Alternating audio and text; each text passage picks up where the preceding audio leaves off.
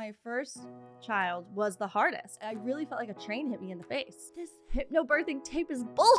This is doing nothing. I'm in the worst pain of my life. Like, you can have an easy birth if you want to. You just need to like rewire your brain a little bit. I was like very skeptical. Did you also find it putting a little bit of strain on your marriage? The more kids I had, the harder it got. And I just got really uninspired to not share on that channel anymore. Like, I love my life, but I don't necessarily want to like set up the camera and set up everything and I was just over it. I know I'm gonna regret if I don't slow down and just be present with them. I'm not gonna regret working less and making less money. Never. Like, I'm not gonna regret that. No. Aloha. Wow. Okay. I'm excited. I'm nervous. She's a pretty inspiring lady. She's so inspiring. I can see studio lights and a bunch of furniture on the balcony. I think this is us. Last time when we shot in Colorado, we actually rented a bunch of stands because those are really heavy and bulky to travel with. This time in Maui, there's no camera store really. So we're making it work. We're using whatever that was. That's some kind of light stand. It's got a hidden light back there. Morning. Nice to meet you. Yeah, you too. You ready? Yep. Take it away, Charlie. Ready? Let's do it. Ellen, I am so incredibly honored to be sitting with you today. I was just saying to you, before I gave birth to Frankie, I found your content and you inspired me to really feel empowered in what is so natural. And that is like being a woman and giving birth and all of these beautiful things. And while my birth didn't go as I had hoped, I just wanted to say that you've inspired my friends to have home births who had so much fear around them. And my girlfriend Sabrina was literally planning this, but had so much fear. And I turned on your channel and I was like, nope, I found the solution. And we just consumed so much of your content. So thank you for what you do for women. Honestly, it's so inspiring and important, the stuff you share. That's or so have cool. shared. So Aw, thank you. Thank you so much. I mean, birth is one of my favorite, most passionate topics. When I meet someone who wants to talk about birth, I'm like, yes, I'm here for this. Let's talk. Yes. And Yeah. I also wanted to, before I forget, just thank you for, it's almost like non-linear time. I found a video of yours long before I found out I wouldn't be able to breastfeed, of you donating breast milk. And at the time, I was so unaware that people can't breastfeed and all the different journeys women go on. And to see and to know what I know now and to see your dedication to providing that for other women.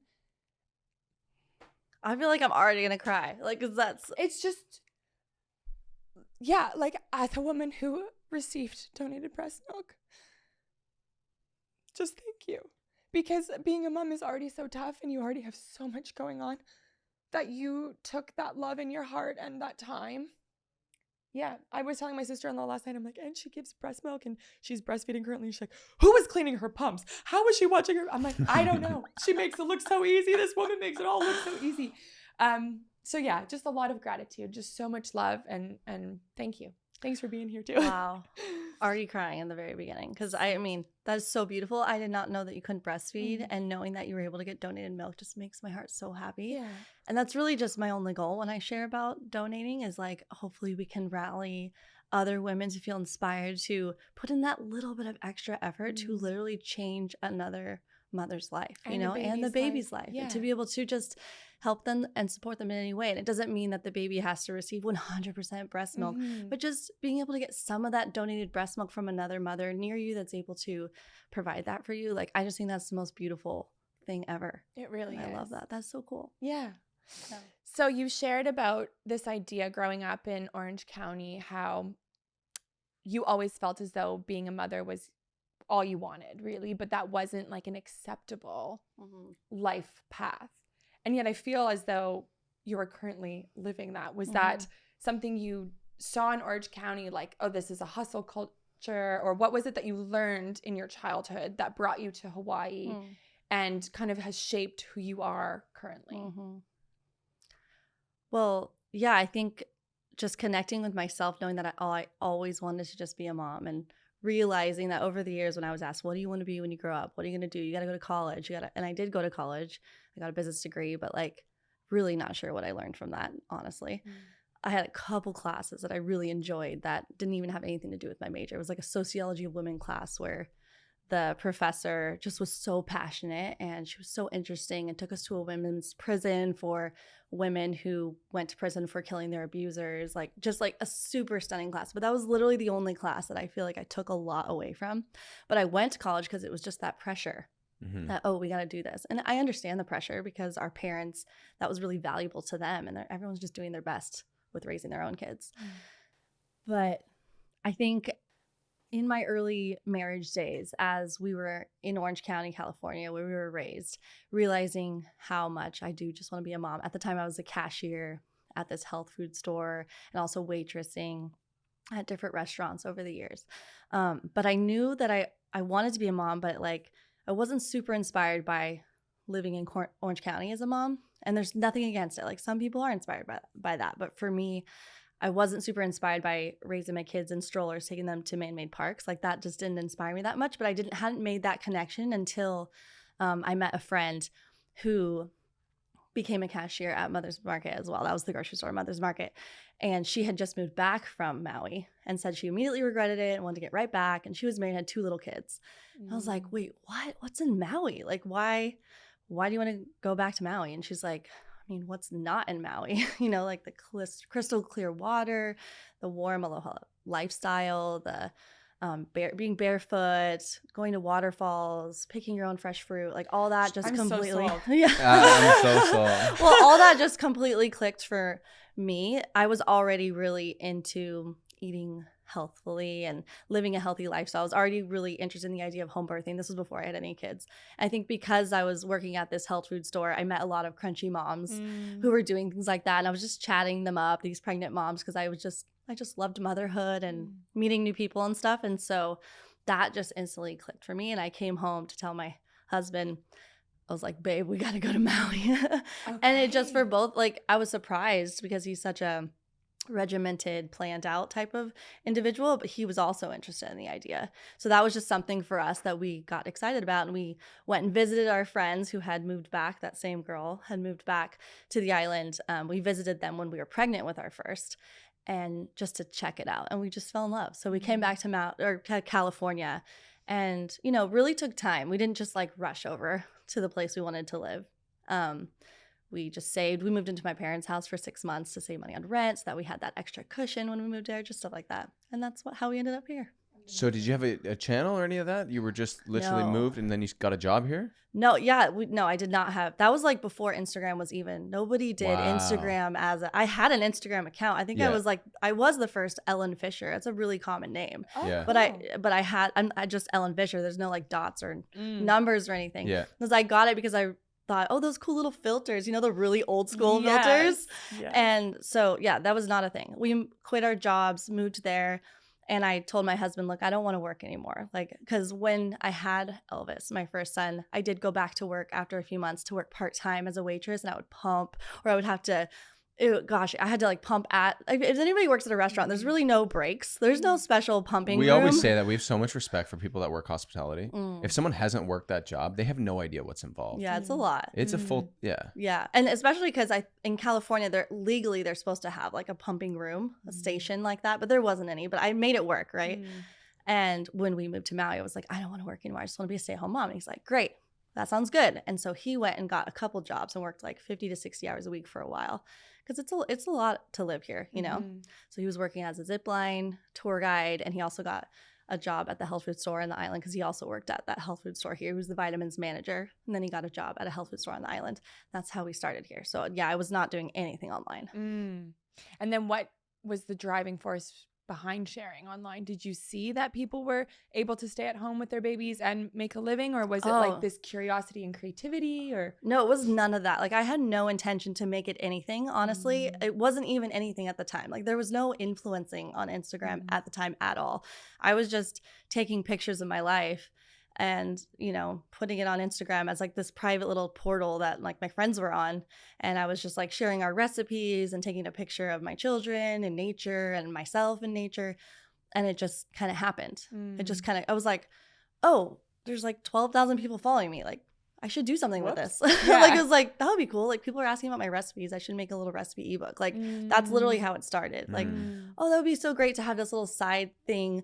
We could make a little on the side, and then maybe you could work a little bit less because he was working so much. And that's really how it started. It just kind of grew from there organically.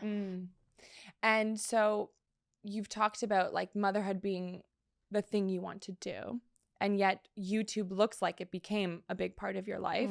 And as someone who does YouTube for a living, I know that simple life video, is quite It looks complicated. easy and dreamy and slow pace and It's chill. so much work to put together. And okay, so the day of shooting is a lot. Like you get your bananas down. It's like, wow, that looks so easy. But I know you got the tripod, you got the thing. Yeah. And then you're editing, And right? then the editing. So, and then there's the kid knocking down the tripod.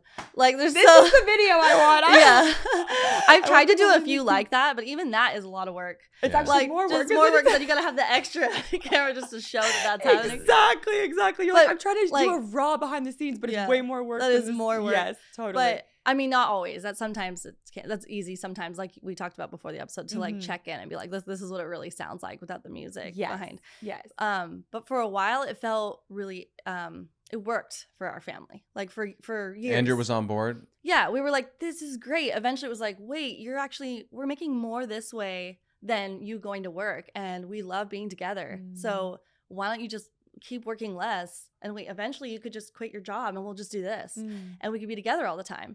And it was fantastic and it was great, and it felt very organic and very natural. We're just sharing our life. And then the more kids I had, just the more intense it got, the harder it got to I don't know, just to do all of it, to be a wonderful mom, not a wonderful mom and not labeling myself that way, more just saying you are a wonderful be the mom. best mom that I could be, and do all this. The opportunities kept rolling in, and it's hard to say no when you're like that type of job where the more you work, the more you make. It wasn't just like a salary type of position.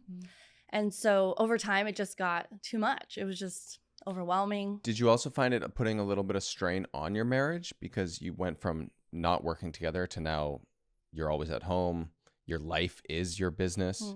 Like, I don't know if it put a strain on our marriage. I actually think it works really well for us to both be at home. He's such an incredible dad. He's such a like present dad he cooks almost all our dinners at this point. I used to do all the cooking, and now you do the cooking too? Yeah. It's We such got a the good blessing. ones. I know. It's such a blessing. I love to not like have to cook every meal. He's just so good at like keeping us on task, keeping everything going, the flow, us together as a dynamic. We have a really unique family situation that not a lot of people have, that you guys seem to have too, where you can both be at home with each other and be present for your kids. It's just it's such a blessing to be able to have that extra help and support. We like anchor each other. When one of us is starting to feel frazzled or a little bit cranky, the other one is like, I got this. It's just so nice, I love that I'm identifying with you with one child. I'm like, yes, I know what you mean. No, I actually really felt that way with one. Great. Thank you. really- I was going to ask you this. No, I felt like my first child was the hardest. Not the child, but just She's gotta experiencing be. motherhood with one child Yes. was the hardest. I really felt like a train hit me in the face. Yeah. Oh. It felt just like Ellen, clip that because honestly, I think that maybe I've just like, not to put you on a pedestal. I really don't want, because I'm not trying to do that. No, Yeah, I don't want to do you're that. not. But there's something that I just so appreciate about you as a mom, and so to hear that, I think is so grounding for me. Yeah. Because Validating. Because sometimes you can like talk. There's certain types of circles where you can like kind of say what you're going through and stress, and other people might be like, I don't know, like just suck it up, like this is not a big deal. And you're like, wait, is there something wrong with me that I'm feeling this way? Yes. Yeah, but there's not. It's completely normal to feel So the train has completely hit us. overwhelmed. Okay, good. Because all of a sudden you go from complete freedom to Yes. go to the bathroom when you want to go to the bathroom, eat when you want to eat, till your life is taking care of a little human that needs your love to every single day, every second. Like it's every moment. You're no longer eating in complete peace because that your child might need something from you.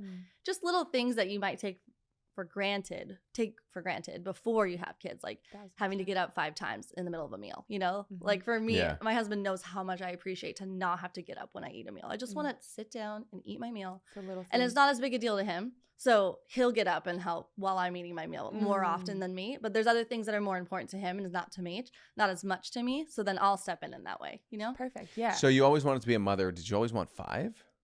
No, I mean, I thought maybe we would have 3 or 4. Like, oh, we'll have a lot of kids. We'll have like 3 or 4.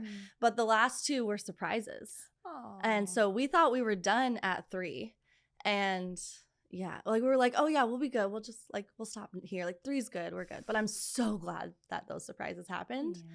Man, like life would have just been not as exciting if it wasn't with them. Like life just the 5, like it's so fun. You never regret a child you have. They're all so unique. That's what I keep saying. We have 5 embryos in the fridge. So I'm like, we got to use those girls. Yeah. So before, we were just briefly saying, but when I had been diagnosed the first time, they offered a round of fertility because chemotherapy, you don't know if you, and this time we removed my ovaries. So shall we be lucky enough and blessed enough to have another kid? It'll be through the embryos. But Eamon keeps saying you can't leave any embryos behind. So we're due to have 5. Do it. Yeah. No, I literally think 5 more, so that'll be 5 6. more. Yeah. No, Exactly. literally too do many? it. Yeah. Literally do it. Yeah. I Yeah, mean, my why husband not? got a vasectomy after the 5th one, and we were so sure. Like, yeah, we're so good now. And now I'm like, wait, dang it, I actually got. You can reverse it. No, but he's like, what do you think I am? It's like, have you ever seen The Office with Michael Scott? Like, have you never seen that show where he's first his girlfriend wants him to get a vasectomy, and then she changes her mind. Snip, snap, snip, snap. Like, a man can only take so much. Snip, snap, snip, snap, snip, snap. I did. Okay. You've no idea the physical toll the 3 vasectomies have on a person. I mean, all that to say that you will never regret your children. I couldn't agree more. Yeah. Like they're I the think best. what you said really hit is like the adjustment of changing from 0 to 1 is the biggest adjustment you're going to make. And then also, are you finding like, what's the age gap between Elvis and what's the youngest's name? Her name is Dagny, and she's 2. And Elvis is how old? 13. Yeah, so Elvis is probably like helping out a great deal. It's probably the best part of having a lot of kids. Just to see their relationships unfold and the things they do for each other. I mean, it's amazing. Yesterday we were celebrating a friend's blessing way, my friend who's pregnant, and my daughter Scout came with me. She's 6, and she saw these 2 drinks on the side. They're like little ginger beers, like non-alcoholic, obviously, that she saw, and she knows her older brother's like. And she's like, should I save these for them? I'm like, that is so sweet. Yeah, do it. Like just little things like that. And my oldest is always so helpful. I mean, he intervenes and like helps. He sees if I'm frazzled about something, he just comes and swoops up the little one. Like it's amazing. It's so sweet, and they love each other so much. Yeah. Okay, I'm sold. Let's go for it. Let's go. That's not to say that it's not hard though. Like, yeah, of course. And like to glorify any of it, I think is something that I saw you speaking about. It's really highlight media, you know, and even as someone who's conscious of what I'm sharing, I know that it's still a highlight media because I'm also not going to share Frankie just completely having a meltdown. And, no. you know? And people ask you to do that. Like, oh, come on, can you please just show it to look a little bit more real? Like, I want to see the meltdowns. I want to see, I'm like, I'm sorry, my children are not like property. Content. They're not, no. Yes. And it was like little things like that over time that made me realize, like, I think I got into it so naively thinking like, oh, this is great. We're sharing our family. And I had no idea, like, the monster of social media, what it would become, or even just like what it can be, the downsides to it, and realizing all the types of downsides that are involved. That it's just, to me, it didn't feel fair to my children at a certain point. I got to a place where I'm like, I'd rather like protect them, keep them more private, and just like keep them a little bit more off to the side, you know, where like their lives are really private. And I never really shared like much detail about their lives, but since my main YouTube channel that grew to like my biggest audience was about my life, they are my life. I know. Like I really, and so at a certain point I started to just go, okay, I'm not going to show their faces now. I'm going to try to be more about me, but like it is so ridiculous to try to show my life without them. Like they are my life. So then I just got really uninspired to not share on that channel anymore, because I'm like, they're what's inspiring to me. But I also felt really good about not showing Was them it anymore. spoiling into their social circles and stuff too? Like, were they reading comments about themselves, or was it just a general feeling of like? Not at all, actually. Like, okay, we're in like a really tight homeschool community, and no one really like has they don't phones or even social care. media. Oh wow, that's amazing. No. I mean, like when they were younger, they'd be like, "Oh, we watch your YouTube videos," but it was like a friendship type of thing. Like we love to watch your YouTube video, Right. But nothing like serious like that. So was it just this feeling of uninspiredness, if that's a word, or was it something that happened that made you make the decision about sharing them online? Maybe you an haven't posted in accumulation months, of things. Right? It's been like, I think I posted one video like 6 months ago, and before that like 6 months ago. Yeah. I probably have like a couple more that I want to make on that channel, and then after that I'm just gonna be done. Good for you. Yeah. Honestly. Thank you.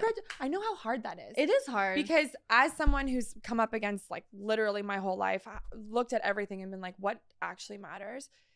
There's still this pull when you like step back and go like, I don't care if I ever share again. There's still a pull. I think because I'm a creative, I really love to film and create. And then there's the pull financially to do it too. And it's like, you kind of have the formula that's working. And so why not just do the thing? And it's a weird concept to build a business and put your sweat and love and energy into something and you can't really exit it.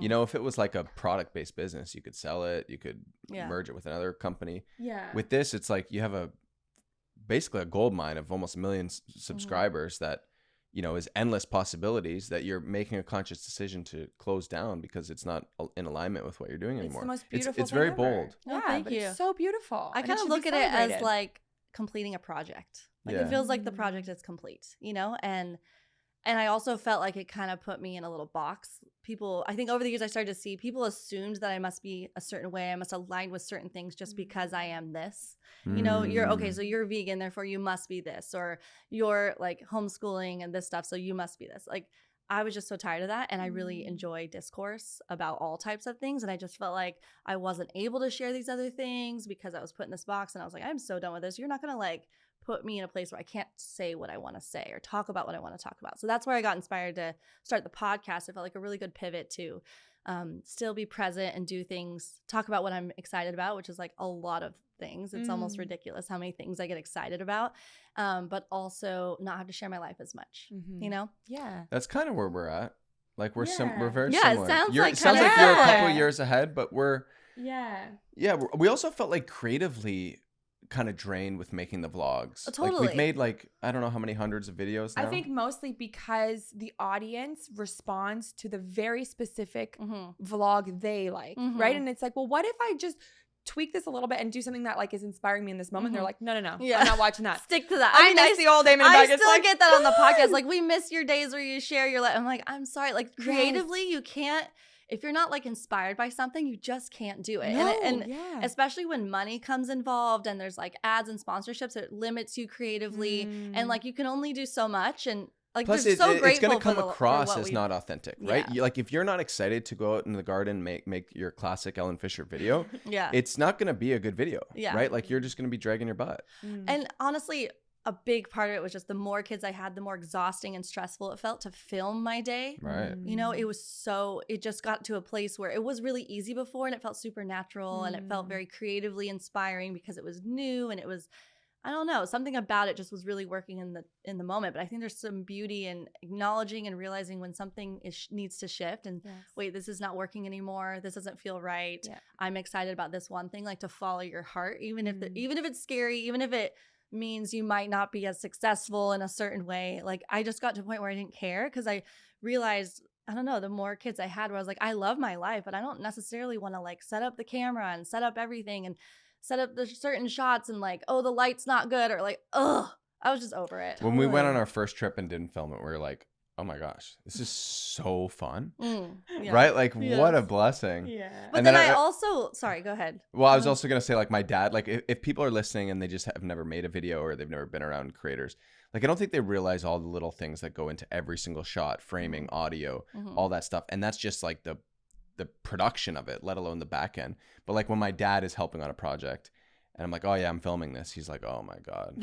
I'm not He coming. knows like I got to take the boards out of the car twice and then get the saw. Wait, let's do it this angle. Yeah. Creatively, it is inspiring to get shots that you Exactly. like because then when you go to edit it, you're like, oh, it's beautiful. And it is Yes. creating the feeling that you love in your life. Yeah. But it does take a lot of work to film it. Yes. And I want to just remind everyone that we create from love. And when you do see a video, it's because we're creating from excitement and joy. Pieces you know? of your life that really resonate with you that you love. Totally. Yeah.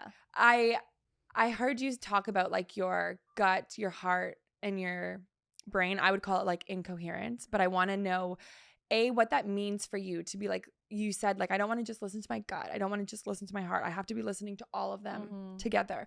What does that mean to you when you're saying that? And how do you implement that in your life, whether it comes to a decision like this, or do you have any practices in your life that help you tune into the frequency of love and divine energy? I mean, I think honestly, books from people that I'm inspired by really, really inspire me, you know, as to being my highest self, being the best self that I can be, which like parenting books, or like I really love this book called The Queen's Code by Alison Armstrong. Have you read it? No, but I saw your pod with her. And And I have to listen to the audiobook. I have to listen to it. To be honest, I tried to turn it on the way here, and Eamon's like, I don't think it's for me. I think it's like she's speaking to women, maybe she is, more. although my husband No, I listened didn't to say it and wasn't for loved me. it. We were Sorry. just doing homework on Ellen Fisher, and Fair. it wasn't really an We Ellen were Fisher learning- episode. Right, But- it was the Alison Armstrong Yeah. episode. But to be fair, I feel like consuming other content of yours, stuff she's talked about has changed you. And I was interested in listening because I'm like, I want to know more, because God, there's so many ways I want to take this conversation. I know, we completely got on tangent. Let's go back to like what the heart, the gut, and the brain mean to you, and how you tune into that, because it's something that I try to practice every day too, right? Like these are brains. Your heart knows, your gut knows, and you can't listen to just one of them, or you will kind of fall out with the others. They have to be in communication with each other. Yeah. Right?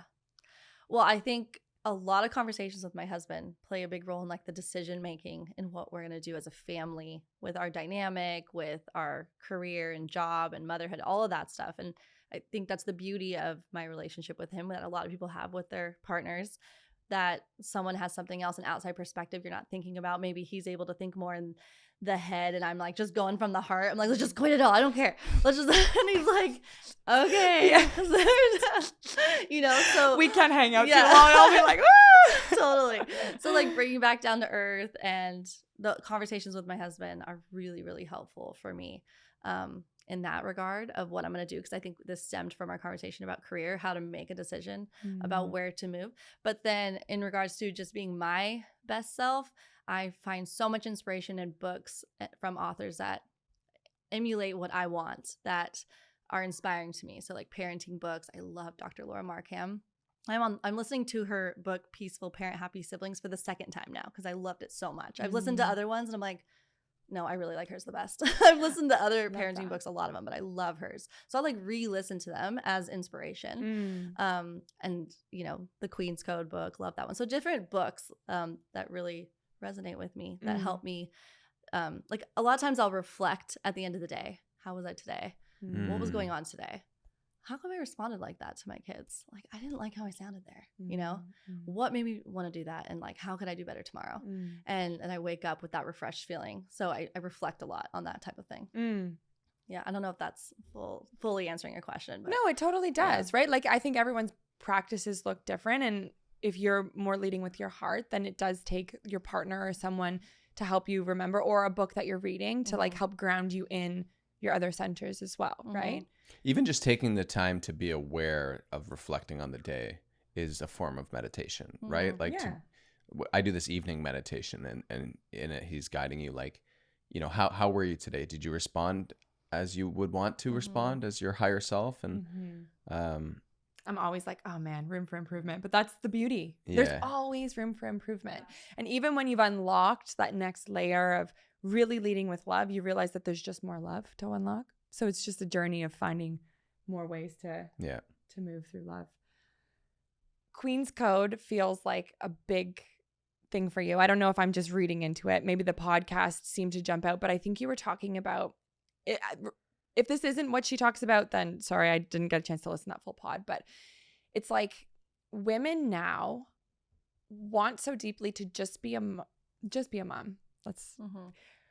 And also have these drives to be creative, in my case, or like to work and to have something that fulfills their cup or fills their cup outside of motherhood.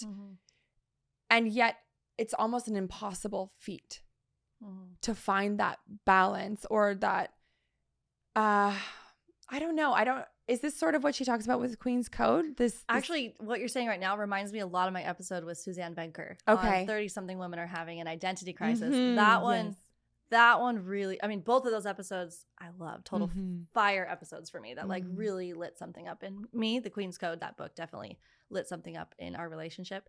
And then the episode with Suzanne Benker on my podcast, that one spoke to me so much, just about what you're saying. Okay. About wanting to be with your children, but then you also have other pressures and other things that you need to take care of yourself, right?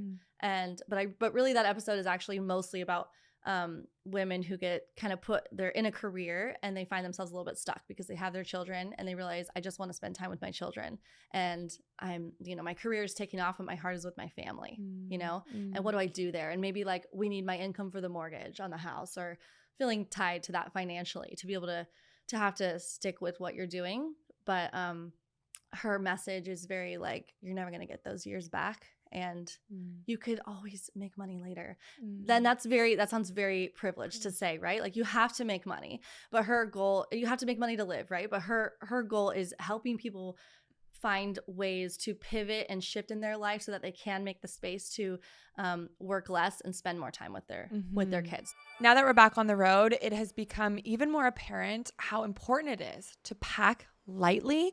I know we have Frankie, and so it looks like we did not pack light or minimalist at all because of all her gadgets and strollers and things, but we packed fairly light. And the reason we were able to do that is because of Unbound Merino. Genuinely, merino wool has saved us in all of our backpacker years and continues to pull through. It's temperature regulating, so it's good for Colorado and Hawaii and Australia. It's moisture wicking, and for whatever reason, it just never smells. So you can wear these pieces. I have a blue tank top I'm always wearing, the socks I'm always wearing, wear them over and over and over and over again. I wore them to CrossFit the other day and then wore them out to dinner. It's kind of embarrassing, but that's how it works when you're a minimalist and you're traveling. If I was wearing socks, they would be Unbound Merino. I used them literally at the gym yesterday, and that was the 4th time in a row I used them working out. Unbound's clothing allows travelers to pack lighter, save on checked baggage fees, and spend more time focusing on creating travel memories. Head over to their website, unboundmerino.com, where new customers can use our code Reroot for 15% off their order. We promise you'll love it. Try some out for yourself. Actually, I just want to say, I also love that they're a Canadian company and they're founded by 3 lifelong friends who were just traveling and needed better quality things. I love supporting the business when I know the story behind the owner. So shout out to the 3 friends who created Unbound Merino. We love your stuff. Steve and Tom. That's not their names. I know.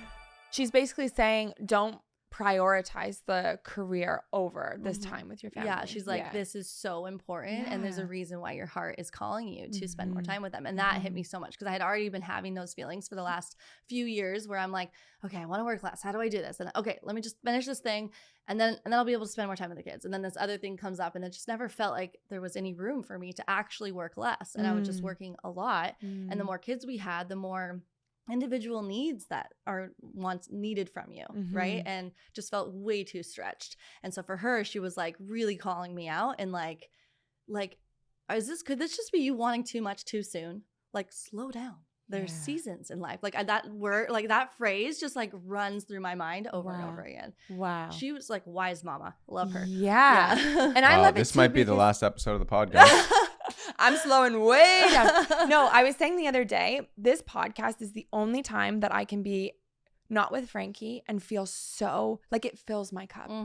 Like what a privilege that I'm sitting here with you. Like it's just incredible. So yes, it's so fun. And like I'm not sitting here being like, oh, I hope Frankie's like I'm just at peace and so happy. Yeah. But if I'm editing or if I'm doing accounting or if I'm like, like same. I need to find the ways to outsource the things that I used to do that didn't bother me before becoming a mom. We have so much similarities in our story that is actually really crazy. Yes. Yeah. So it's like when even if he's like, can you watch this or read? I'm like, no. Yeah. I've been very lately like, I'm saying no. Yes. Nope, I just want to go paint with my kids right now. Yes. I like, yes, we're making a lot less money than we did, but we're like making it work. Yes. Cutting back, cutting back in different ways in your life so that you can be with them. Because I told my husband, I was like, look, I know I'm going to regret if I don't slow down and just be present with them, But I'm not going to regret working less and making less money. Never. Like, I'm not going to regret that. No.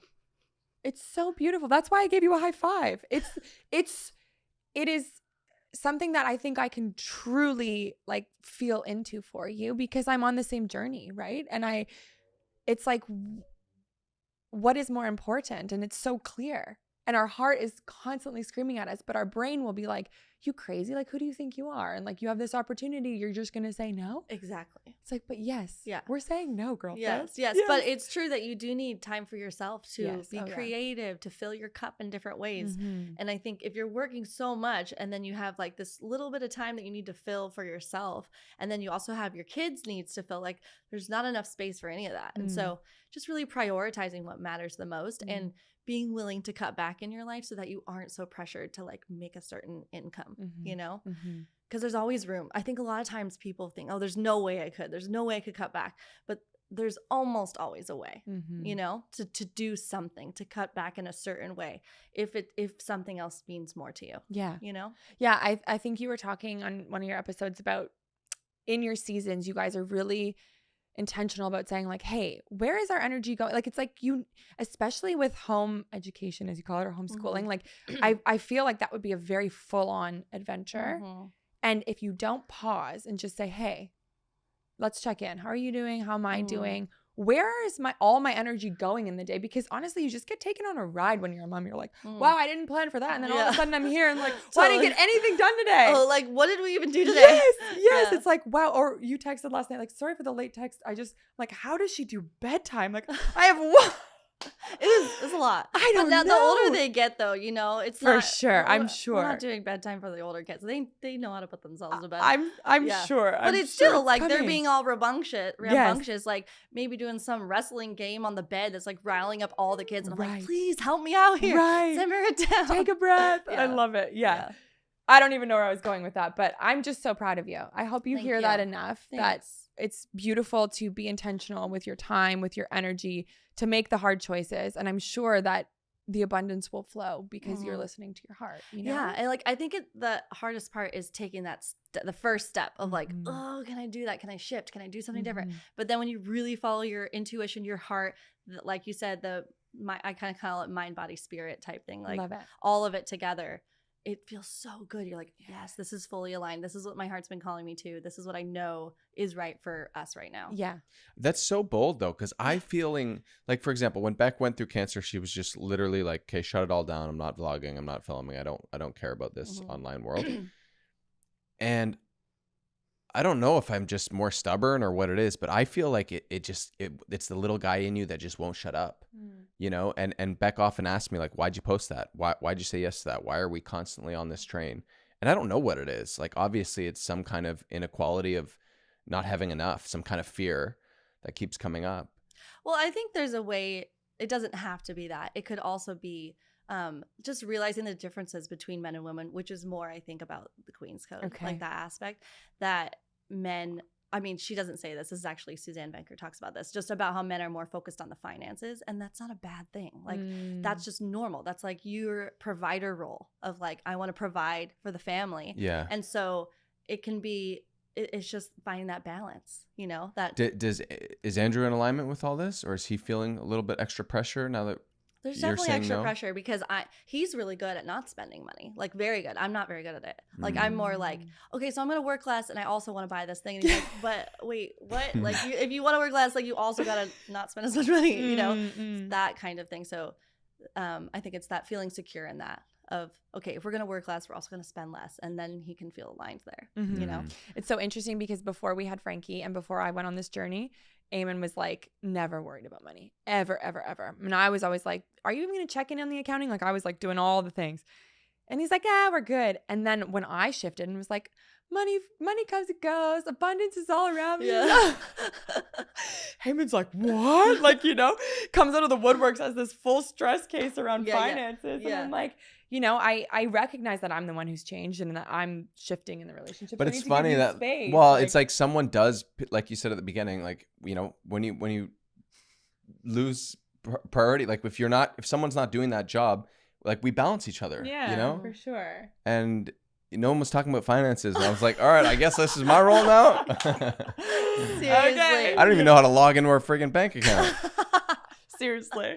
You gotta let him do all of it so you don't have to think about it. Thank you. And I do think that's been, not to like have a therapy, but the biggest shift for us is that I used to take on a lot and I was fine with that. And that was like my perfectionist personality trait. It's like I kind of have my hand in everything and making, like, even in a video edit, it's like you could have watched it, but then I'd rewatch it and like really get into it. And it's like, I just don't have the space for it and I don't have the energy for it. And if I could spend my time anywhere, I'd rather be looking Frankie in the eyes, eating sand. And Yes. it's and he would probably really appreciate you trusting him to do the job without you having to look it over again. Yes. And I think you're struggling because you don't want to fill some of the holes that I've left. We almost need another person, but then it's like, but are we going to hire someone when we're doing less? Anyways. I'm proud of you. You have changed. I've changed. And you put a lot of intention behind it. Yeah. It's a lot of work. Yeah. Even like yesterday when we were supposed to post, you were like, why am I so riled up? Like we have to post tomorrow. I was just like, created surrender. a deadline in my brain and we hadn't heard back from a brand that we're working with. And I was just like, no, like tomorrow's the day. And then I was like, okay, breathe. Why is tomorrow the day? Yeah. It doesn't need to be the day. Like just take a breath. So I think that's also what's brought us to where we are too. Like if someone's listening, they're like, and they haven't really gone out and done something, like there's a balance. Like it's like this whole abundance mentality. You can't just say you're going to be abundant and then sit on the couch and watch TV. I want to make that, I don't want it to sound so like in La La Land. Okay. Well, I want to get into like spirituality and things because I believe that if you truly tune into the frequency of an abundant person and you live as an abundant person, you're not going to be sitting on the couch doing nothing. Like you've tuned into the frequency and you're living as though you are abundant. So you're drawing those, you're making experiences decisions to you. and yeah. Right? Like, have you guys ever heard of the Superhuman app? You guys would love that app. Okay, it's tell so me good. about it. It's not meditation. They call it activations. So it's like that. It's like living your future self frequency. Very awesome. Like manifestation audio type stuff. You love it. It's really cool. So give me an example of an activation. Like what do you? So you're listening to an audio where she's speaking. Is that Mimi? Yeah. Oh yeah. We were listening to a bit of that one. Yes. And so she's basically like you're clicking on certain ones, audios, you have all these different options of like what you need for that day. Like there's even like grounding presence and motherhood type thing, like a quick 5-minute thing to like recenter you or feel the frequency of your future and like imagining it, living in the abundance now. After you finish listening to it, you're very like, I'm going to live in it now rather than just like wait for it to happen. No, you can't be cause and effect like the old model of reality where you're like, this thing is going to make me feel like that. You have to feel the thing to make that thing happen. Yeah. Right? So you do things like that, activation, like just little mindful moments, checking in at the end of the day. Yeah. Anything else you find super helpful to just Well, I think like you mentioned earlier, that balance of you need to get time for yourself. What fills your cup? So for me as well, I love conversations on my podcast as well. And like here, meeting new people, learning things from each other, that definitely fills my cup. But, little day-to-day things, just taking care of yourself in ways, like really supporting yourself. I think so often in motherhood, fatherhood, it could be very easy to just like check everything off your list. Okay, I did it. And I'm just going to like veg out on the couch, like after their kids are asleep or whatever, rather than just being very intentional about like your time that you do have to take care of yourself, So just healthy lifestyle practices, I think, is what really sets me up for success. Like going to bed on time, not like staying up super late, making sure I do get enough sleep, because that's going to be like the number one thing that's going to affect your next day if you don't get enough sleep. Eating well, like we really eat really well. We just very rarely eat out, take out, or anything like that. It's very, very rare to eat something like that. We just eat whole foods and, healthy, mindful habits. I know you want to get into spirituality, but I just wanted to touch on sleep, because I think it's one of the biggest conversations when you're a new parent is around sleep and getting the kid down and stuff like that. How have your kids been sleeping? You have 5 kids. What does that journey look sleep, like? I think, can be one of the most challenging things that you go through as a parent, like helping your child to sleep, making sure you're getting enough sleep. But it also just depends on the child. You kind of can think, oh, it's what I'm doing. But a lot of times it's really just the child. And you've seen that with your 5 kids? Yes. Like the first one, it was like, okay, I must be doing something wrong. Like waking up every 2 hours. Like, what is going on? Like, what am I doing wrong? Oh, how do I fix this? Right? Fix this. Yeah. That's me. Yeah. But There's then always you got to have be the a next solution. kid. Right. There's got to be a solution. And like, yes, there are different things you can do to help everybody sleep better. Right. But really, every kid is so individual, and they're all just going to be so different. It's really not you. Like, it's really not you. You're not doing anything. Like, the next kid came and I'm like, oh, okay, I figured it out. Like, this one, like, he's sleeping so good. It's like, he's only waking up once or twice a night. Like, great. Okay, I figured it out. I must be doing something better or whatever. Yeah. Then the next kid, oh, yeah, yep, got it. And then the 4th kid came and I was like, oh, nope, they just come out who they are. Yes. Literally, you have no control over that. Yes, I have felt that Frankie is feisty, super beautiful and in her power Very since day early on. one. Yeah. And it's so funny because that's very Eamon personality trait, and yet he has the most frustration around. And I'm like, she's here to teach you, baby boy. Like, Really? you know, just to breathe and to have patience with her. And she's just a baby. And I know. That is like Yeah. the greatest reminders of like, they have only been on this earth for such a short time. Like, have grace. Think about like the moment you met that child, like just how innocent and precious they are. And I know it's so hard, but they're only doing as well as they can. They're Yes. doing the best they can. Yes. And like how you're their safe place, you know? And like you said, breathing through it, just being very present, figuring out, okay, why am I so stressed about this moment? Why do I need this child to sleep right now? Like, okay, it's because I need some time for myself. I'm dying to just go like hang out with my wife and like be alone for a little bit, or I need to go take a shower or whatever it is. But just like reminding yourself of the realities that like, you're okay. This is not an emergency. Breathing through it, enjoying this time, precious time that one day you will miss. But do you also like accept the crying at some point? I 'Cause, mean, like- no, I feel like when babies are crying, there's a reason. It's a reason, right? They're trying to tell you something. But I think Frankie's bored. Like she literally is like won't go to bed. She wants to stay up. She's in my arms, who she should love, fighting. Yeah, right? well, for me, those are signs that like, okay, what can we shift in our day that will make bedtime easier? She's clearly not tired right now because she's, you know, getting out of my arms, not even interested in falling asleep right now. And then it just makes you so much more aggravated because you're like, you need to go to sleep right now. When really you take a step back and go, okay, what can we do tomorrow to set us up for success so that by bedtime she's actually tired and wants to fall right to sleep?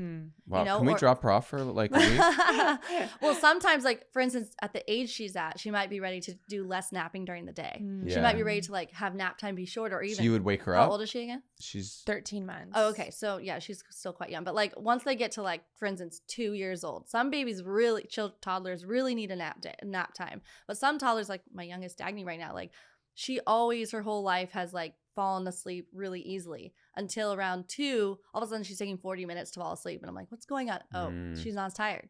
And so then now we cut out her nap during the day and she falls asleep within 5 seconds. So it's like little things like that you can shift that are, she's telling you something. Have you ever done like a sleep course or anything like that? No. It sounds like you're right on the money with it. Well, sounding good. I don't know if it's gonna work, but well, no, I think it's just the more kids that you have, the more Yeah. you realize 100%. little things that work, what doesn't work, and it just becomes like easier and more obvious what's going on. yeah, but it's crazy how much information is out there. So much. I know. Like, you can Sometimes it'd liter- be information overload. Totally. Well, I after I gave birth, I deleted Instagram. I haven't had Instagram for over a year, and it's like How's that? it's your next step. Yeah. On the journey to health. Yeah. Not even just like from a creating aspect and like what you're looking for when you're sharing on that app and stuff, but as a mom, I think I could have very easily fallen into like, oh, this person says you should do this, and this person, and now I just seek out information from someone I trust or my intuition. Yes, your intuition. For Like, sure. who would have thought, you know, as Yeah. opposed to just immediately getting online and being like, well, what does this sleep expert say about me and my daughter? Who knows more I than do me? think that's super underrated. Like trusting your heart. Yeah, and you your just gut, don't know your intuition. Like you don't Yeah. think you're a parent because you've never been a parent, but like your heart, like lead with your heart. Yes. And then you might get this little bit of nugget from someone you trust or someone who's had a lot of kids and you're like, oh, wait, that makes sense. Yes. Let me try this. Yes. Oh, yes. But if you get here information and you're like, oh, that doesn't resonate, then like leave it to the side. Totally. Yeah. You know? Totally. I feel like we're on kids, so I want to talk about birth because this seems to be a topic you love, something you've done quite a bit. Yeah. And all 5 of them have been home births. Where did you find the strength and the power to just go for it right away? That's such a good question. Yes. So I was already really into like a healthy lifestyle by the time I got pregnant with Elvis. I went plant-based when I was 19, way before it was cool to be vegan. It's not cool anymore to be vegan, but it was cool for a while. And I went plant-based before then. Like it was like I didn't know anybody who was eating vegan. And Andrew and I had already been together for a few years and I came to him like, babe, I'm going vegan. And he was like, what?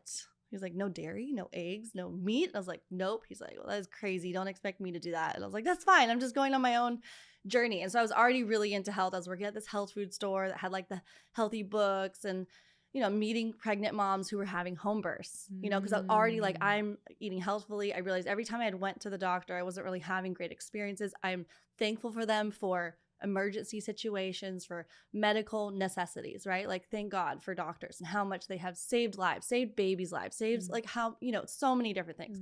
But when it came to birth, I was looking at life a little bit more holistically, that like birth is natural and beautiful and not necessarily something that needs to be medicated or something that needs to be intervened with. I really like this quote. I forget the midwife who said it, but she said, birth should be a natural event that occasionally needs medical assistance, not a medical event that occasionally happens naturally.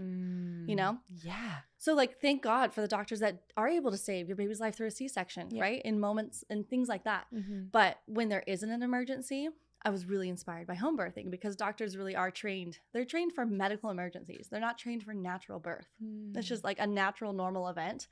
Not much to do there, Plus, there's the whole business of babies and them, their shift, and there's a whole great documentary on that. Yes, The Business of Being Born. Yeah. Yeah, that's the one that I watched, the first one. I talked to pregnant moms at this grocery store I was cashiering, and they're saying they're having a home birth. I'm like, why? Like, what? That sounds so cool. Like, where can I learn about that? And they said, watch this documentary that like Ricky Lake made. Right? Have you guys seen it? Our friends have told us about it, but I haven't. Yeah, I haven't seen it. Yeah, it was like really revolutionary for that time, when she made it. And so I went home, and my husband and I watched it, and we both were like instantly on board with it. So we were both very aligned with it. And It's beautiful. Did you tell your parents? Yeah, they were actually super supportive. Yeah. Amazing. Oh, wow. And my parents are very supportive in our whole life. Like, they're constantly very like, oh wow, like that's so cool. I feel like we're learning from you. Like, my parents are so great. That's so cool. So you weren't met with a bunch of outside fear. No. And you had a partner who was like, let's do this. Yeah, definitely. I mean, like, I think there are definitely parents in our lives, adults in our lives, who are like a little bit skeptical, a little bit like, but we're just very confident. And I think it's really important to become very educated on a topic that you might get resistance from, so that you can confidently have those conversations and not feel pressured and not feel kind of pushed into a corner. You can have conversations in a beautiful way that don't have to be this angry, we disagree type thing. It can be a beautiful time to learn from each other and understand, okay, why are you having these fears? Let's get to the root of that. This is where I'm coming from, 100%. I think you do that beautifully in your podcast. Oh, thanks. And it's natural, and obviously it's exciting for you too, right? To be able to navigate that. Yeah. I think you equally love debates, but you get a very heated in. I can't keep it cool. Yeah. You're like just he'll so pick cool a side with and it. be like, I'm on this one. That just is something about it in me that I love. Like, I very rarely meet someone that wants to talk with me about something they disagree with. And like, you can feel it instantly, right? Like, if you start talking about something with something, you can tell, oh, like they're getting uncomfortable right now, or they don't really like this conversation because they don't agree and they don't really want to say how they feel. But and so then you back off, because it's not fun if the other person isn't having fun. But occasionally I meet someone who enjoys it, and they're asking curious questions back or having good points, and I'm like, oh, that's a good thought. Well, what about this? And you can feel the energy of someone enjoying the healthy debate of, let's get to the truth about what this topic is and see if we can find common ground. And I just love it so much. It's amazing. Yeah. Have you done any on birth? Like, no, but I want to. I actually was thinking next season doing like a home birth versus hospital birth, and having on this OBGYN who's pro home birth that I had on my first podcast. He basically assists midwives at home with twin and breech births. Oh, because those are the ones you're supposed to go to the hospital for. Yeah, right? well, in every state has different laws, but in California, a midwife can't legally deliver home and twin or breech births at home unless an OBGYN is present. Okay. And so this doctor's name is Stuart Fishbein. He is very educated and knows how to assist in those types of deliveries. He helps midwives and mothers to be able to have births at home in those situations. Amazing. Yeah, so I interviewed him. He's so passionate about home birthing, even though he's an OBGYN. I love that. Yeah. So I want to have him on with like another doctor who's very against home birthing and have that conversation. Oh, I love it. That would be fun. That would be so cool. Yeah. So what have your journeys been like with home birth? You've had 5. Are they all completely unique? Do you learn from each of these videos, by the way? Like, I rarely watch content on the plane. I was watching your births again, which I've seen. Oh, and I'm love that. Crying. They are so beautiful. I cry when I watch it. I'm so happy to have that content like there, like to remember forever. Yes. There's nothing more beautiful than the way you've moved through all of them, and like, oh, it gives me chills. I think there's nothing more magic than having your family, bringing a new member of your family in Hawaii, one of the most beautiful places in the world, and your whole family is there, like cheering you on. And when Scout gets in the water with, I think was it Koufax's birth that she's like, I just want to Wow. get in the water. That's the one I watched. She's like trying to help. She's like, Yes, it's okay, mommy. yes, you got this, mommy. I was so cute. I think my Wow. favorite moment in life ever was when Scout found out she had a sister. Yes. Like that, like she cried happy tears. I've never seen a little girl cry happy tears like that in my life. Like it was the best moment probably of my life. I mean, all those moments of my children being born are the best moments of my life. But that one too, like it was so special. Wow. Because she was like, it's a girl, mom. I know it's a girl. And we're like, okay, just to warn you, like you might have 4 brothers. Right. Just be prepared. She's like, no, I know it's a girl. I know it's a girl. And we're all like, oh, okay, we'll see. And it was. And then she found out, best moment. But to answer your question, all my births have been different and unique in its own way. My first 2, all of them were very empowering. And I'm so thankful for all of them. But my first 2 were very long and very painful. Like, indescribably painful. Just the way that you hear it all the time, that birth is super long and super painful. And by the 3rd one, I had kind of given up at this idea of having a type of birth that was easier and quicker, because you hear of these unicorn mothers that like just look down and they're crowning and their baby comes out and you're like, you feel like the unicorn mother to me, to be honest. So this is so great to hear that you're totally. These 2, I can't even skip over it. You had 2, your first 2 were long, very painful. Okay. Yeah.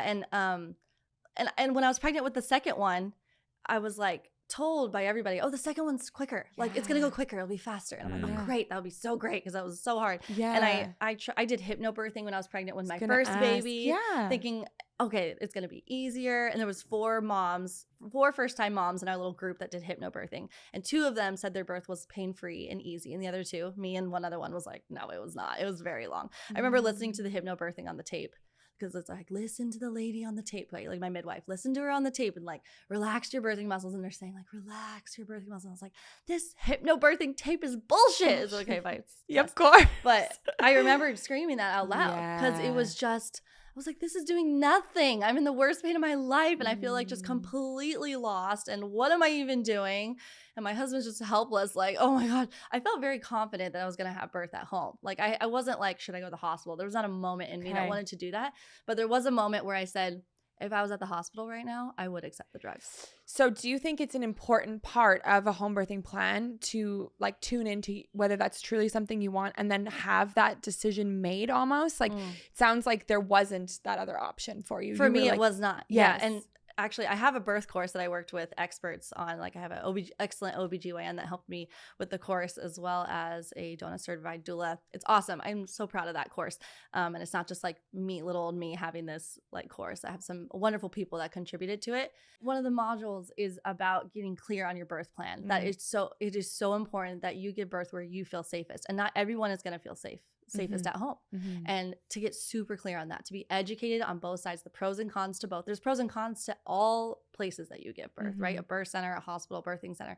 So to get super clear on that, because you feeling safe in your birthing space is one of the most important things in how your birth outcome is going to be, how your experience is going to be, how your labor is going to be, how the length of it even can be affected by how safe you feel in the environment that you're in. This is what I was going to say. You were probably headed that way, but do you feel that 1 and 2, perhaps you had your own fears you were coming up against, or you were overcoming yourself in some way? And once you sort of, whether it's surrendering or like rewired your brain in some way, like, have you heard that phrase before? Yes. Okay, I was like, girl, I rewire my brain every morning. Yes, I'm so into that. For me, it was not, I don't think it was overcoming some fear about birth. I felt very confident going into birth and I felt so excited for it. And I was excited, but it just felt so long and so painful that I felt kind of out of control of my body. And I also didn't have the tools that I learned with the more births I had, that I was like, dang it, I wish someone told me this as I went into it. I wish someone told me that one, that I hadn't read any of the birth books. There was just something that like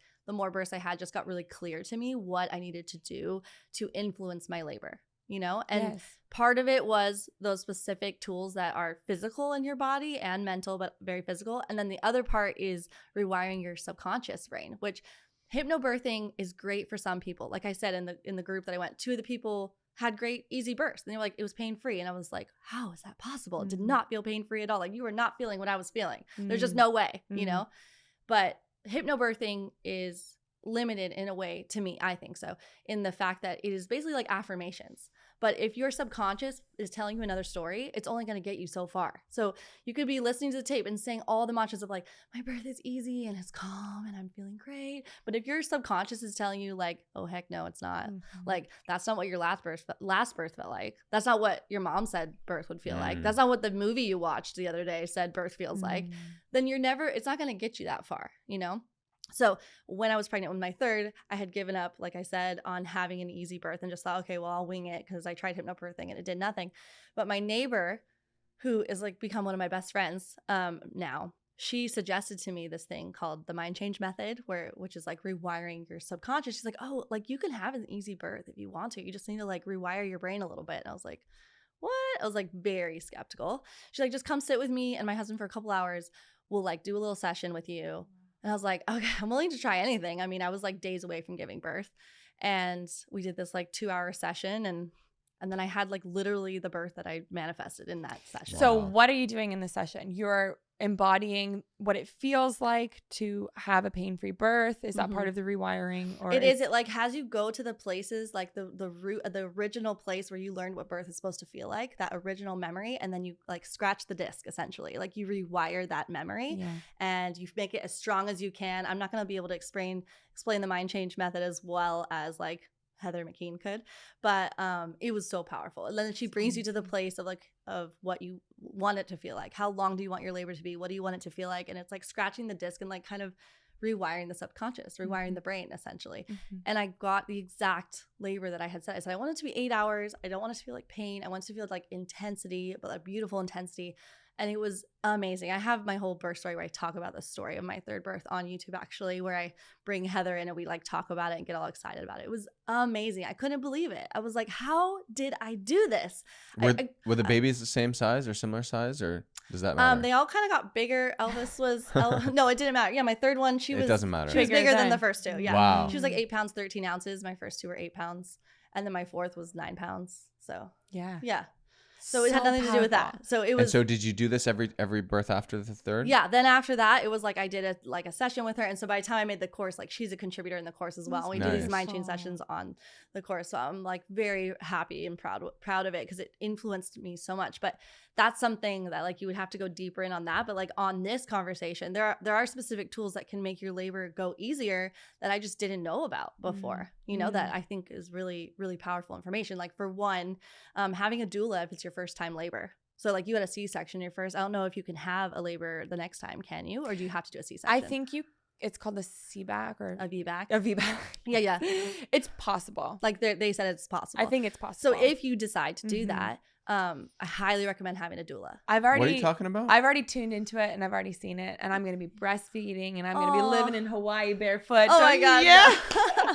I just added that last part. But for me, it's very much like currently sitting in the fear that I've been told I can't do these things. And that's something that like you really need to rewire before you get into your birth, or else that fear is going to come up in your birth. 1000%. Or I can't even have a birth. Like, you know what I mean? It's just the whole mind body rewiring your subconscious. This is like the world I've been living in and been seeing such profound change in my life that has been so scientifically tracked with Tell like Ellen blood about markers. your blood markers. I did before we Oh, you started. did? Okay. Yeah.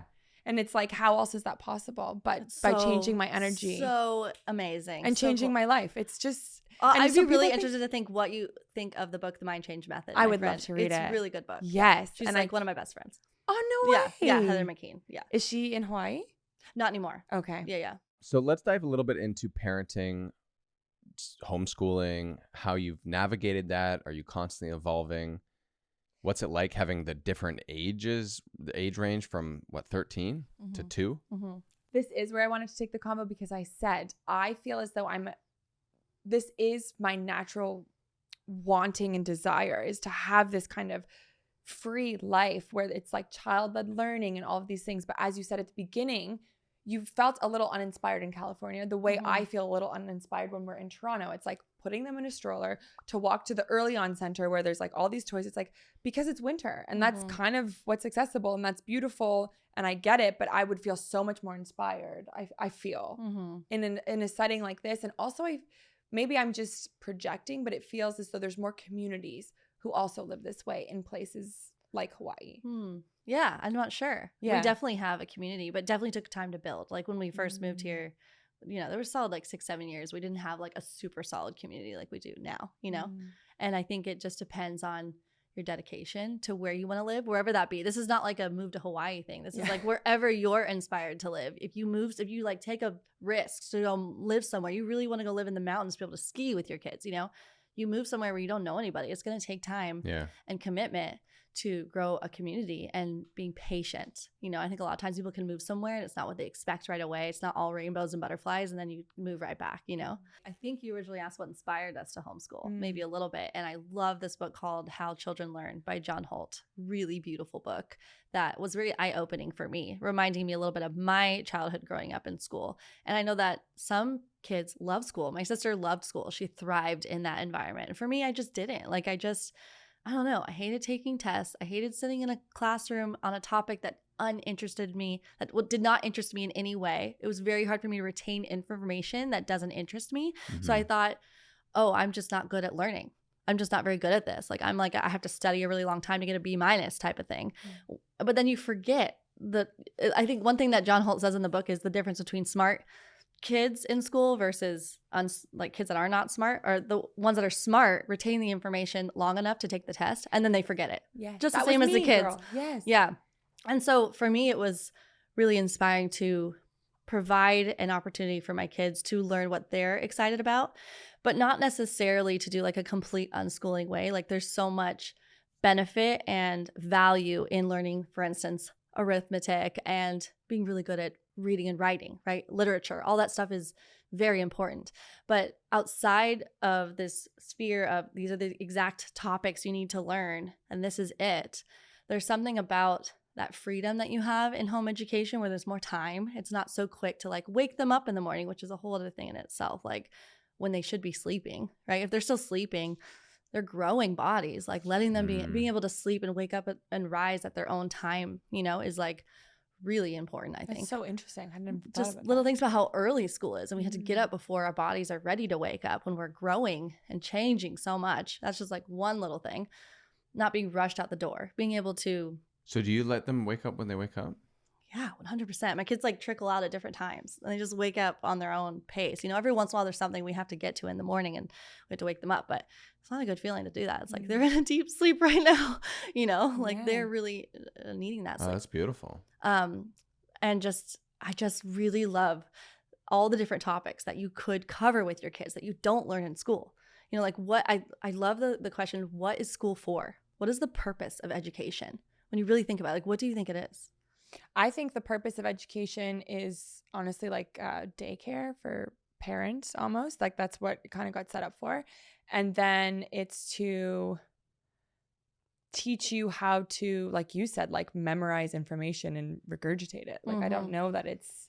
And how much of it do you remember from None Zero. of it. None. Well, we talk a lot about education because Eamon grew up really similar maybe to you, but I don't even know if B- was in the cards of just school was not for him. I was told I wasn't smart. I was told. And look at you now. Exactly. Whereas You I were was told, the sorry. opposite. School was for me, but what did I retain from that? And when we got out into the world, I was like, wow, he is so smart. I always viewed you as super intelligent, but just the way you navigated life was I was that book smart kid who actually didn't do a lot of life learning, right? So What else were you told? I interrupted you. I'm sorry. I was told I have ADD. I can't focus.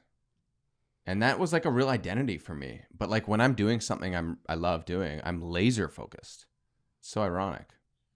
Absolutely. That was for me. Once I got out of school, I realized wait, I actually love learning if it's something I'm interested in. My husband loved history and he retained all that information from high school. I remember so little of it because it wasn't interesting to me at the time, although it's interesting to me now, so I can retain it better. It's just so funny how that is, that we're kind of put in these boxes of we need to learn these exact things, and creativity in the arts is not very important in education when I think it should be. And there's so many topics that I think should be core units in school that are not, like finances.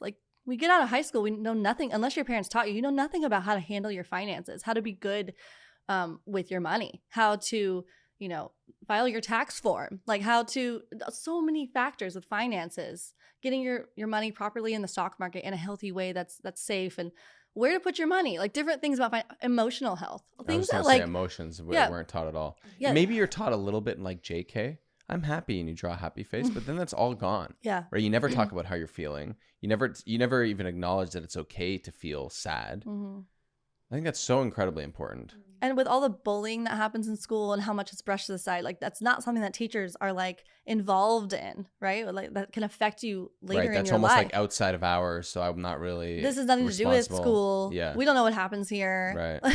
Like that's astounding to me, because we know that what happens in our childhood affects us into our adulthood if we don't process those emotions well. And a lot of times kids don't go home and tell their parents what happened. And there's just so many different factors that I think is really beautiful if you have the time and space and the commitment to home educate. Like for instance, my oldest Elvis, he's able to get more one-on-one time with my husband now because I'm not working as much, so I can home educate the other kids. And he's able to do more like becoming a man type of stuff with his dad, you know, learning about finances, how to balance things, and looking at everything with him, and things about emotional health, going on hikes with him, like doing different things, learning how to manage the property, and like so much stuff that's like really valuable to your real everyday life once you become an adult, you know? That's so cool. Yeah. So what does it look like on a day-to-day basis? It sounds like it's always shifting, and you guys are really intentional about checking in and saying, okay, at this point, I think Elvis needs this and that. Mm-hmm. How do you ensure that each of the 5 kids are mm-hmm. getting their different curriculum or different interests met? Mm-hmm. It is always shifting. Mm-hmm. Definitely. That's something that we're just always like taking a step back, reassessing what do they need now. We do curriculum, the good and the beautiful curriculum that we really like for math and language arts. And that's really nice to have that like keeping us on a solid trajectory. Trajectory is probably the wrong word, but like a solid plan of things that they're learning. And that's really great. And what's nice about home education is that if they're going through it quickly, they can move ahead. They don't have to stay in this one space, you know, or if they're taking a little bit longer to learn this one thing, they can take their time with it. Every kid is different, and they're all like learning at a completely different pace. So that's something that you can do when you're homeschooling, you know. And because we have both of us at home, and now because I'm able to work less, it's just there's been a lot more peace in the house of being able to balance everything together. Not that it wasn't peaceful before. I mean, it is chaotic, but also it's just we just have more time and space now to dedicate to it, which is one thing that I was like realizing over the years, like I need to be here. This is something I want and I need, and my kids need, you know. So now it's like unfolding in this really beautiful way. My kids do piano. They each pick a different instrument they want to do. They have violin lessons, ballet, just different things. And you have more time to do those extracurricular activities without feeling so crazy rushed. Because if you're at school all day and then you have ballet and then you have violin, like it's like there's no time to chill. Yeah. But because we're not at school, that they have the space and time to do more of those things. And my husband coaches all their sports teams, baseball and basketball and stuff. So yeah, it's just very full. Do you think they know that they live an alternative lifestyle? Like if they watched a Hollywood movie and see a high school, would they ever be like, I want to go to high school? I think the older kids definitely know. Like through movies, and like if a friend starts going to school and stuff, they love being able to take their time with what they want to do. But if one of them said to you, like, I want to go to high school, what would you say? Well, yeah, there's been like moments where one might be like, I want to go to school. And so then we just go, okay, so what do you want to go to school for? What are you looking for in school that you're not getting here? And are you aware that this is what you'll need to do if you go to school? And they're like, oh, I don't want to do that. No. Yeah. No. I just thought it'd be cool to walk down the hall with a backpack.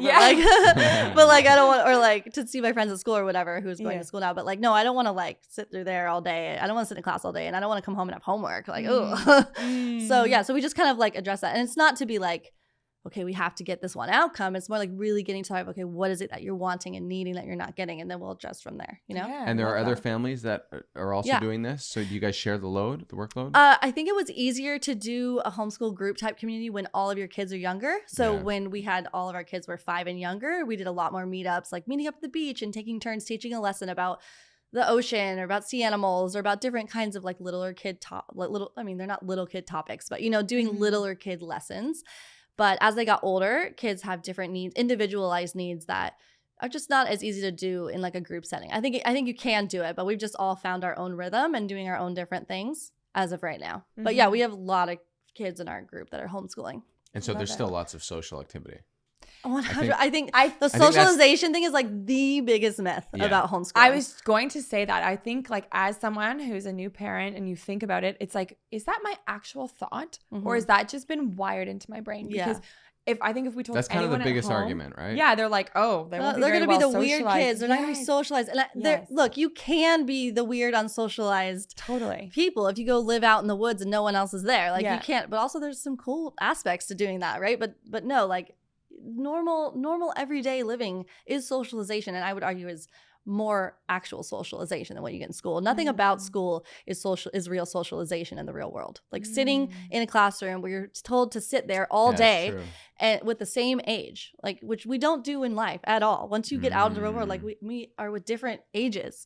And being told you have to sit there and asked to go to the bathroom and have a good reason to go to the bathroom. Like there's It's many. so true when you think about it. Not It's such social- how a is weird that 4 socialization? years. Or I guess 4 years. Well, you're thinking about high however school. many years. I'm thinking high school, but it is such a bizarre thing to then come out into the real world and be like, oh wow, okay, that was fun little camp or whatever that was, right? That was a fun little chapter, and then all of a sudden, Real life begins, right? real life, yeah. Yeah, now just go ahead and go do it. Yeah. You know, like with no tools, really. with no And tools. truly, I mean, yeah. I think about before I had, 5 kids. When I had one kid and he's a toddler and we go into the grocery store, he's helping me load the groceries. He's talking to the cashier. He knew all the cashier's names. They all knew his name. Like that is socialization. That is meeting different people, adults, all different ages, walks of life, speaking to that is, I think, such a cool socialization. I don't really understand the not socialization thing at all, unless you meet someone that just doesn't socialize, because it really is what you make of it. You can just be the person that stays home all day, but I mean that's not what we're doing. Yeah. So You're like, is there a term like school of life kind of thing? Or is that like life school, Yeah. unschooling. There's lots of different topics. Yeah. But I think you just have to find your own rhythm and balance and take what works, like what doesn't type thing. totally? I don't believe the term is gentle parenting that you use. Mm-hmm. But as new parents, what is the parenting style you feel most called to? Does it have a terminology? And can you give us an example? Yeah. And can you teach Oh, us? I love this. You guys will love Dr. Laura Markham if you have not, because she gives real exact examples. Go Okay. back and listen to the episode of my podcast that I did where I interviewed Dr. Laura Markham. By the way, guys, if you're not already subscribed to the Ellen Fisher podcast, It's incredible. let's Thank It go. you really so is. much. Come on. That's so nice thing. I'm Yes. just like trying to grow it, and I Yes. just love the conversations. about Yes. it. And you know what? Anyways. Lead with your heart, lead Yeah. with the love and the passion you have, Exactly. and it's coming. Yeah, exactly. But she gives, what I like about her is that she gives real examples, and you're like, yes, that's something I deal with all the time. And then she goes, now say it this, or connect with in this way, and this is how they're going to respond, and then continue to be connecting. Like her whole thing is connection before correction. So that's not something like, that's just something I think about going through my days. Okay. Connection before correction. And yeah, gentle parenting is a very triggering word for a lot of people. Like people, and this is why I actually hosted a debate on that topic, gentle parenting versus traditional parenting, because I think people just assume like a lot of things about both sides, about all different sides. If you're not in my camp, then you're bad because of this exactly thing. But if you just sit down and listen to each other, like most people are trying to go for the same, they're trying to get to the same end point and doing the best way that they know how. So that's why I had that conversation. I think that term triggers people because they associate it with passive parenting, that letting your kids walk all over you, letting their emotions run the house, having no discipline, no leadership. That is not gentle parenting in my eyes. And so I kind of just stopped using that term because it's so triggering for people.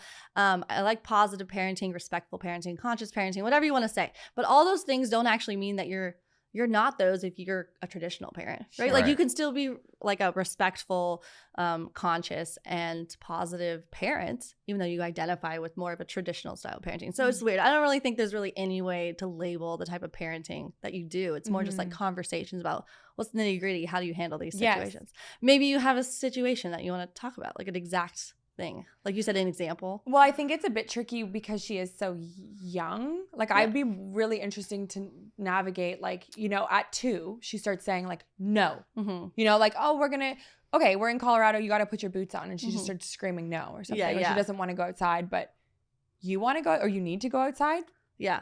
Is that a good example? Yeah, that's it. Okay. Yeah. Okay, let's navigate that. Okay, yeah. I think that could be more of a 3-year-old thing. Like 2 can have. She's got so many kids, 2 can so have much knowledge. I mean, it could be 2 too. It I just have no depends idea on the what they kid. do at any stage. But yeah, so- no. Ours is going to be an advanced 2, so it's probably more like a 3. Yes. Okay, but that topic, no matter what the age is, toddler-ish age, when they don't want to do something that you have to do, if you think about the connection before correction, it's so much easier for kids to want to do what you need to do if they feel like their feelings are heard.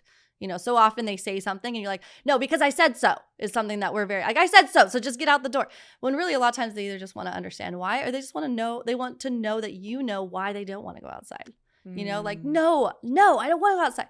Oh, you don't want to go outside because you're playing with your dinosaurs right now and you're having so much fun. You don't want to go outside. Why would you want to leave when you're having so much fun playing with your dinosaurs, right? So trying to understand why they're feeling that way, for one. But obviously, caveat to all of this, like when you have a lot of kids, you don't have time to necessarily do that every time for all the things. So it's really just doing your best to, like, if we're all running at the door, I mean, I don't actually, all my kids like love to go when we're going somewhere. They're so excited, but some kids don't. I do know kids that are just like, no, I don't want to go. I'm having fun. I don't want to get dressed. I love being in my PJs. It's more just like, you don't want to go outside. I know we have to go outside. I know. And you just helping them with the process of changing. I know we have to go because this is why we need to go. We have this appointment or whatever. And I know you don't want to.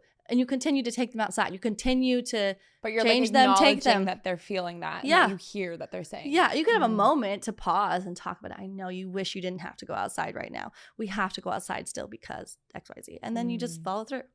So I think that's more where like the terms conscious or positive or respectful parenting are, like respecting them as people now. That I think a lot of times people think children aren't really people yet, but they are. They're just navigating how to express their feelings, how to figure out the world. Totally. And so it's more, it's so powerful because you can't make kids do anything, especially as they get older.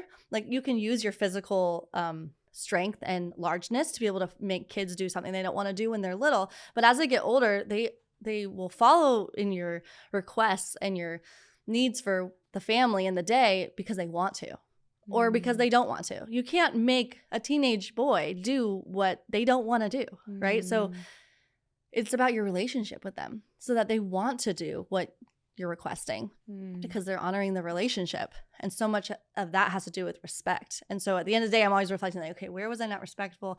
Was I being too controlling there? Like I could let go there, right? Like choosing your battles, I feel like that process of reflection at the end of the day has got to be the most important thing I'm taking away, and something I do currently, but especially with the more kids you have or the crazier busyness in your life, it's like you don't have time in that moment to maybe reflect and change.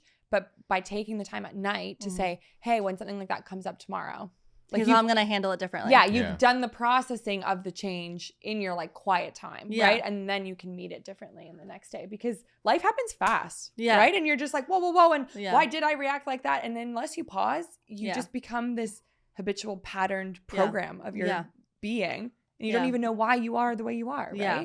And it's so clear to apologize. It's so important to apologize to your kids.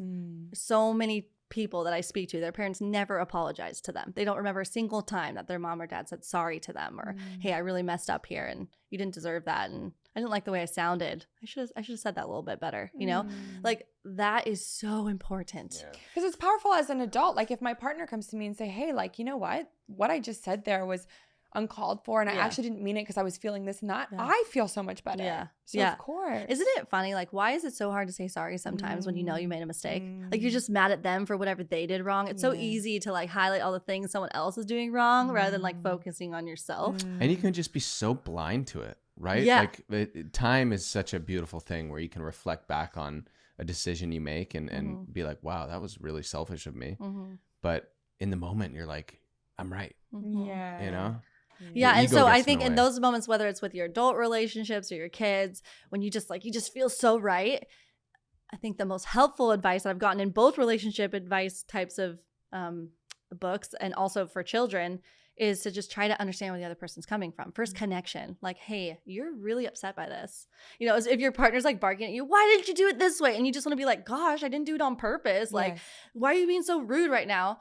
And then you start barking, but really you could just like take a moment and be like, wow, this is really bothering you. Why is this bothering you so much? And like, hey, I'll try to do better. I feel like you're like so wise and you're really helping us with a lot of therapy things. No. I want to bring up something I mess up every day, you guys. Like every day. I'm like, oh, dang it. Like, oh, why did I react like that? Or whatever, like it's just because it's really full on with a lot of kids. Like there's very little time to yourself. Like my friends who have their kids in school, our lives are completely different. Fair. Where you have all day where it's like just that, you're working, you're by yourself, you're together, whatever it is. So I'm just acknowledging that for myself that, we don't have very much time to ourselves. So it is easy to get really riled up and you just like take a moment to pause, there's a lot going on. Sorry. Yeah, I can't even imagine 5 kids. Like we're struggling with one. I'm sure you guys are doing amazing. Thank you. You guys seem like amazing parents. Thank you. We are doing amazing. I just think we're navigating. We were in a relationship for 13 years, total freedom. And, it's just been a massive life change. And we've both changed so much this year. And I think we're doing great. We are doing great. Stop affirming out loud that it's a struggle. And you're right. Like, you're right. And start embodying that we've got it all figured out. Yeah. Well, what's the hardest part, do you think, so far for you? I think the hardest part was that Beck just gives everything 150%. And so she will stay up for 2 hours squatting with Frankie, trying to get her down. And I think that by doing that, Frankie is starting to realize that, if I just keep crying, mommy will come and squat. And so I'm not willing to, at 3 a.m, do squats for 2 hours. And so I think there's like a bit of a struggle of like, she thinks I'm not being a good parent, but if I'm not a good parent, I'm not willing to do that. And I'm just honest. Yeah. And I think, we're going to get into therapy, but a lot of like my over parenting perhaps, or whatever you want to call it, is like, I had a lot of guilt. Like I'm a very holistic, natural person. Like I always envisioned breastfeeding. I always envisioned that connection with.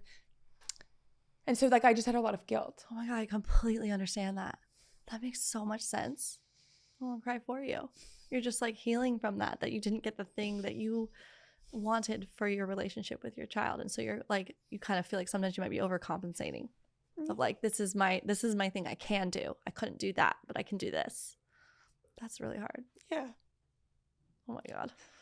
Why are you making me cry twice? I don't know. Well, thanks for seeing me, because I don't know that anyone's ever just looked me in the eyes and said like, yeah. That makes complete sense. I'm sure I would do the exact same thing.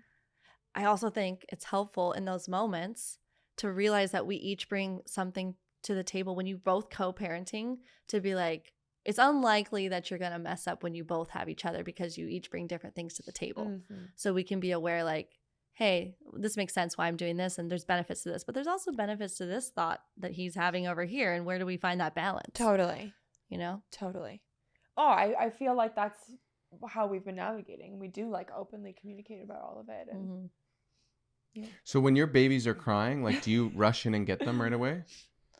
Yeah, I go in and soothe my baby. Yeah. We never did like a cry it out type thing where you like leave and close the door. That never felt resonant. That didn't make sense to me. But we did have times with sleep that were really heart-wrenching, where you're ready to teach them how to sleep in a way that doesn't involve you being up for hours at night. And there's a really good article by Dr. Jay Gordon called Sleep Patterns. What's it called? Changing Sleep Patterns in the Bed. And I found that to be the best advice on around this age, when they're around a year old and you're ready to start sleeping at night and not be like being just completely at the whims of whatever.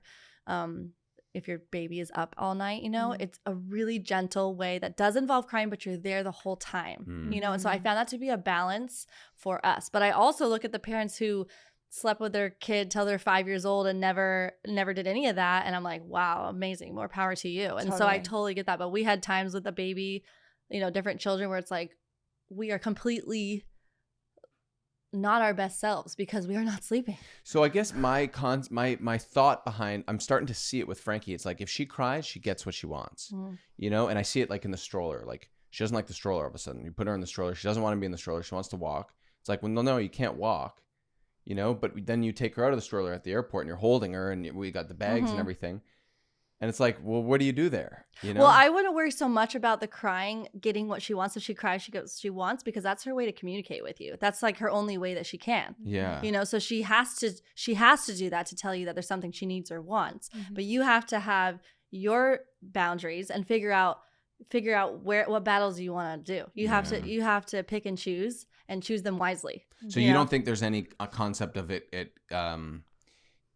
her getting in a worse cycle of crying and just constantly like taking advantage? No, I do, but I don't think necessarily at that age. Like, okay. It depends on She's the not age. aware enough. Yeah, she's I'm like always if they're able to saying this as speak. well. I know, but sometimes it's just you need Like another does person she to say it. does she Yeah. talk? Does No. she I mean, talk? she communicates language like is mama pretty- and Yeah. It's dog exploding. noises. So when and- she's yeah. upset about something, what do you want her to do? When she's upset and she wants something and she needs something, if she wants you to hold her, you can, and she's crying about it and she's in the stroller, you could go up to her and be like, you really want me to hold you right now? I can't hold you right now because look at all this luggage I'm holding. We're running through the airport. We're going to be late. I'm so sorry, baby. I can't hold you right now. Or you go, you know what? I can do it right now. I'm going to do this and I'm going to, Yeah, because I'm not it's sure where she'd understand. you have that to, yet. no, she, not necessarily, but you just continue to speak that Yes, life into that. You yes. look at them. It's not Yeah. really about the words. It's about the No, you're emotion right, and the you're right. connection. Yeah, yeah. It's the, I yeah. see that you want me to hold you and I can't right now. That's beautiful. And you have to choose your battles. There's nothing wrong with your baby crying and you picking her up. That's not teaching her to cry more. What does create this passive parenting or this not what's the word, authoritative way where you are the leader in the family is when you've said no to something and they continue crying and then you give in. Yes. That it's your yes is your yes and your no is your no. There can be times when they're older and they have communication where they can convince you to change your mind, and I'm all for that. My older kids, Mom, I don't agree with you saying no to this right now because please, if I do this, I will do this and this makes sense because, and I'm like, that actually makes sense. You've met my concerns. So yeah, you can have that. But the screaming and the tantruming and the kicking feet on the ground when they're like 3, 4, 5, 6, 2, like all that. No, you don't give a child what they want from kicking and screaming. When they're a toddler and they can't speak, that's their way to communicate to you that they want something. And you don't have to give them what they're crying for every time. It's the acknowledgement of their feeling that helps them feel connected to you. So it's like choosing your battles, you know?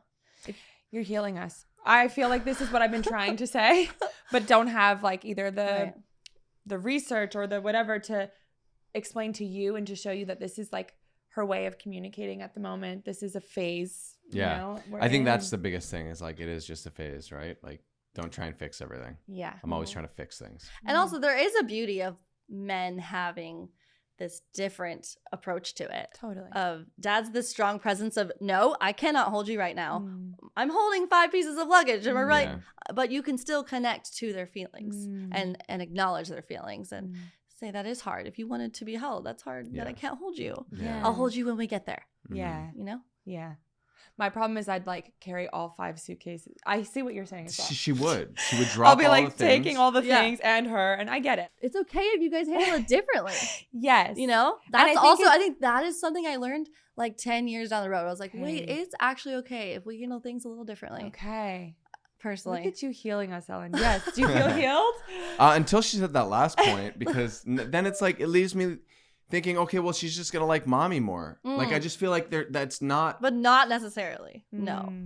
Don't worry I feel about like we that. should be on the also, same page, though. But that's also your own issue then.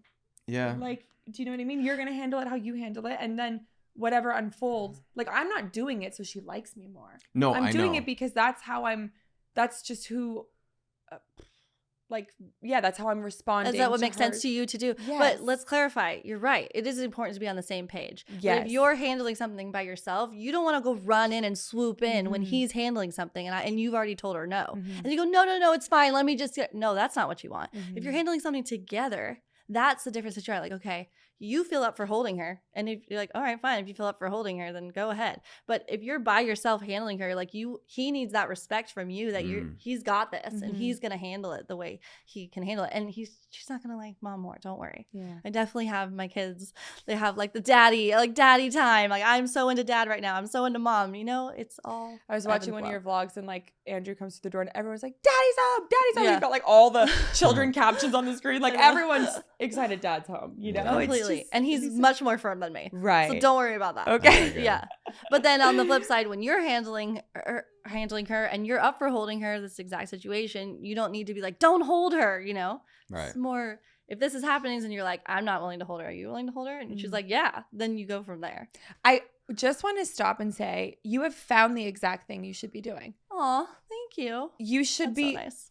A, spending your time as a mom, Mhm. and B, hosting 2 varying we're not debating. We're on this marriage counseling online. But maybe Marriage that's what a counseling debate podcast. is, though. It's offering like, hey, I see your point and I see how you're feeling, and I feel validating very both of heard by us. you. Yeah, same Aw. with me. Yeah. I do. I'm like, That's such a compliment. Yeah. Thank you. Yeah. That's true.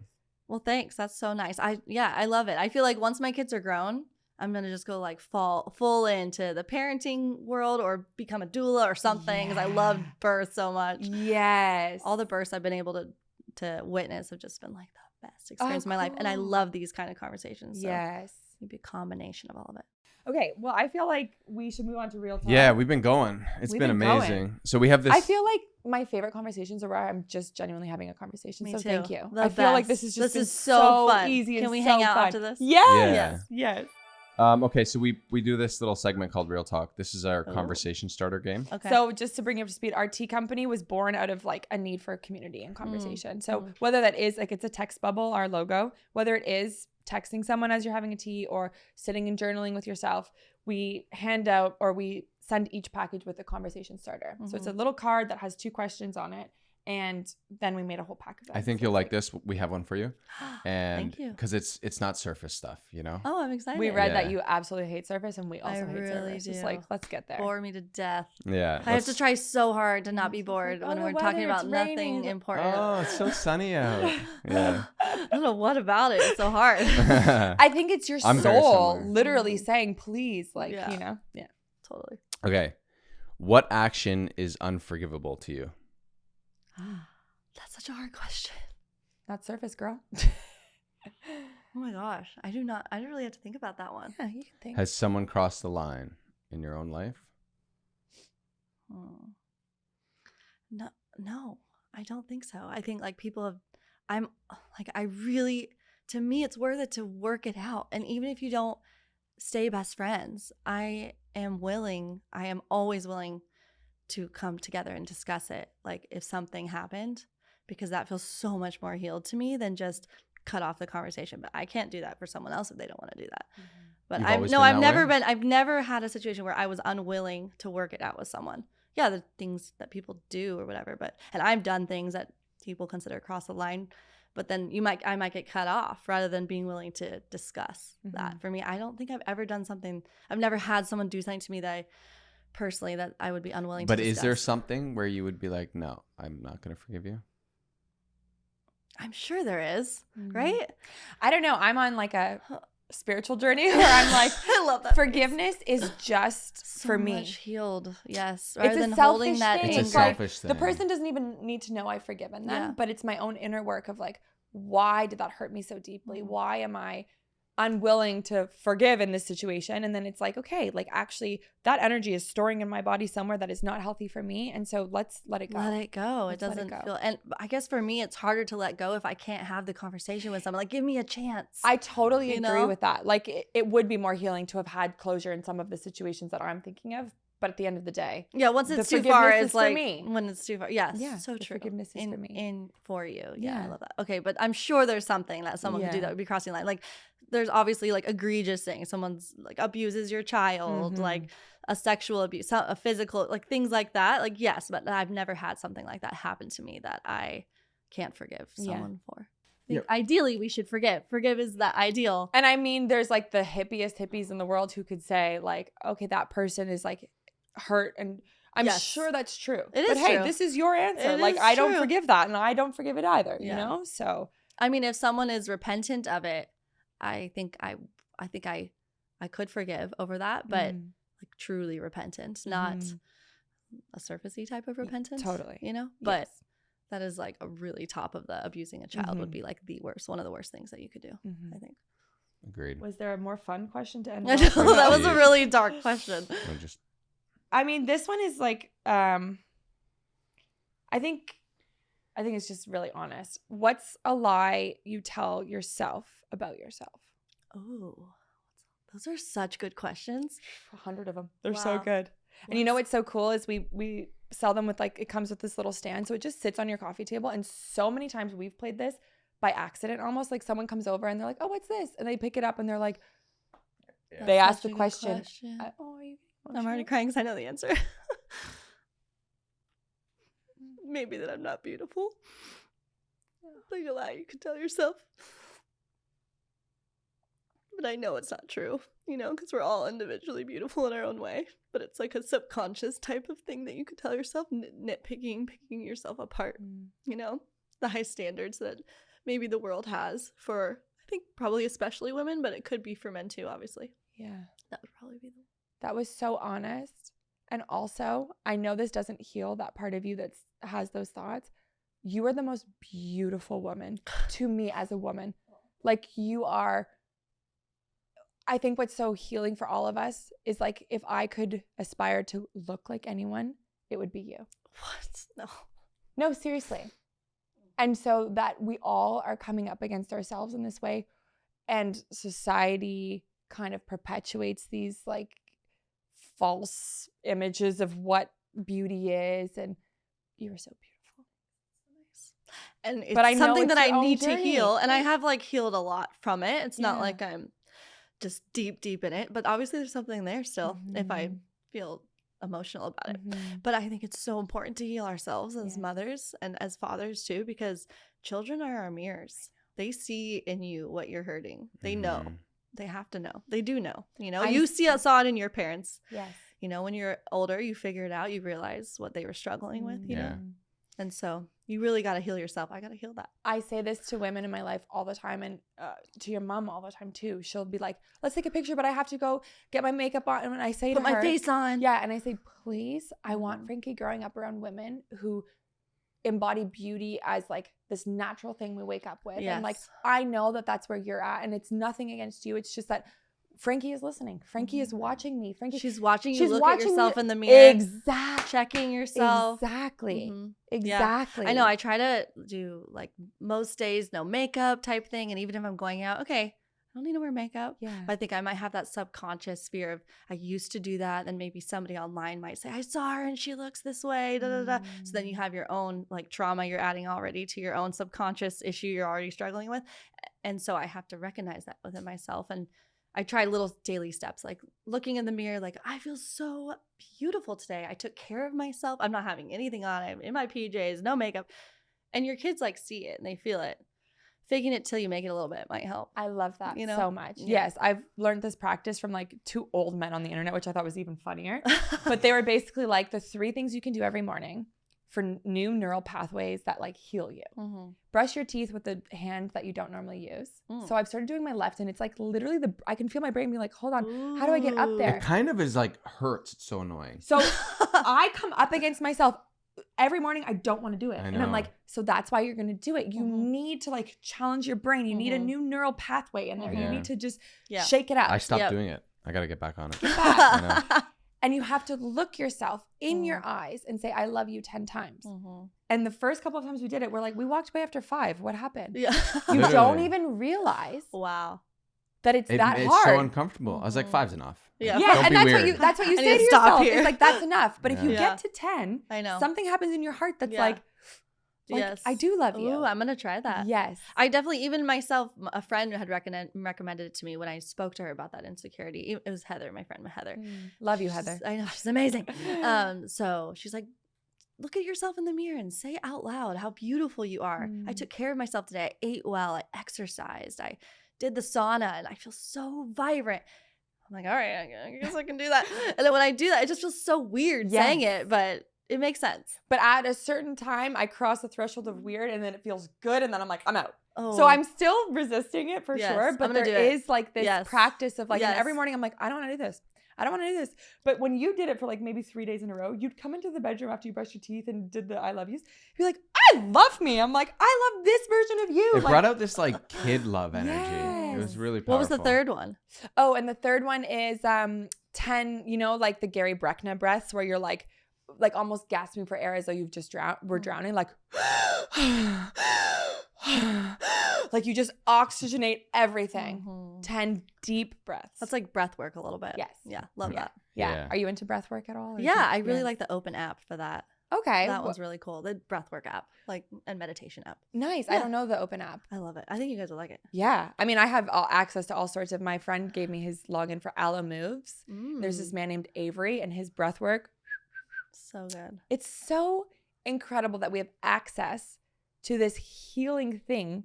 Right When now, we with all nothing. we need to do is like literally tune into the fact that we're breathing, which we just do automatically and don't even thank our bodies for doing. I know. And when you do that, it's like, wow. People take all sorts of drugs to feel that, you know, and you can just feel Just it by on breathing. your beautiful note, I felt awe when you got out of your truck this morning. Like when you stepped out, I was like, wow, because we haven't met before, and I was just I was like, wow, she's really pretty. Oh, that's so nice of you to say thank you. Yeah. Oh, that's really nice. You guys are so nice. You guys are beautiful. I think you guys are an amazing team. Thank And you. you just radiate that beauty coming from you, honestly. It makes sense why you have such an amazing following that loves you so much. Thank you. Thank you. Have you ever done breath work with your whole family, like all the kids? No, but that's a I good feel like idea. that would be fun. That would be fun. Yeah. A couple of my kids go do an outdoor program and they do this quiet time where they have to sit there and just do nothing. They can just be alone. They could like play in the sand. It's like a 15-minute thing. And the first few days when they came back, they're like, this is terrible. We have to sit there and do nothing. Like, what do you do in that moment? They're like, play with the sand. But then they tell me if I sit there, I might become creative in some way. That's where creativity comes from, in the quiet. So they're like learning from that. But in the beginning, it was hard for them. Wow. Yeah. And that's the most true thing that we can even apply to this season. It seems like we're both kind of navigating is the silence or the stillness feels subconsciously, probably I feel unworthy of like just being still. But how much more productive would we be if we allowed the stillness for the future creativity or the future unknown thing or unknown project, that if we just stay doing the same project, as you called it, where's the There's room no and room space for the newness. next thing? Absolutely. Yeah. And when you heal yourself too, it creates more space and energy when you're in that quiet time because you're healing from those things that have affected your clarity.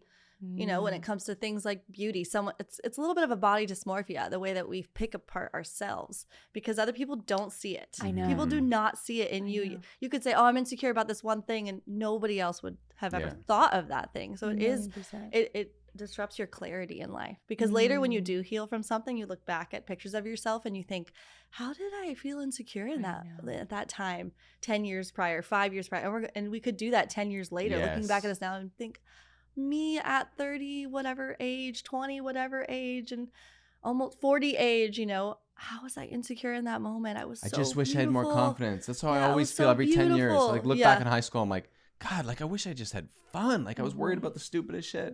And then I'm in my 20s, I feel the same way. You know? That's actually exactly what you said is something that I genuinely reflect on when I'm having my moments of insecurity with beauty is like I look back at me at 25 or whatever and I'm like, you're so beautiful. I and always you didn't think see that. it then. And you didn't see it. It's the same thing in this moment. In 10 years, we will both be like, you're so beautiful. Yeah, we really will. Yeah. I like to think of myself when I'm 90, looking at myself now. How am I going to think about myself right now? You know? Of course I'm going to say, wow, I was stunning. What was I even worried about? Why did I put that energy towards that? Yeah. How much of this do you feel is just women, and how much extra weight do you think someone like you and I carry exposing ourselves to the internet? Yeah. Oh, yeah. I definitely think that's part of it too, because we might already carry something, this little seedling that we had of insecurity in high school that was exasperated because other people see you online, thousands or millions of people. And yeah, they might see something that you already felt insecure about that just doubles it down, doubles down on it. Yes, that's true. They're right. I am that way. Yeah. But I've actually done a lot of rewiring of the brain with mind change sessions with my friend Heather about the negativity online. Oh. You know, it is super healing and amazing. Tell me more. Well, you go into these sessions and get to the root of why, which is Reroot. Yeah. The root of why you feel so triggered by that comment or that comment by that comment, because it illuminates that that's something you feel within yourself. You can receive a negative comment that you can laugh at that doesn't, it bounces off your shoulder. It means nothing because you know it not to be true. But if they say something that you actually already slightly think is true, then it can cause a really big trigger. And so that's showing you it's something you need to heal. So yeah, but yeah, about that question about something of just womanhood versus online, I think it's also being exacerbated for everybody on, like, Fair. right now because of, I mean, we felt it in high school with Cosmopolitans. You know, it was just a magazine. It was a photo, an airbrushed photo. Now it's face filters on Instagram that almost everyone and their mother are using on Instagram, online.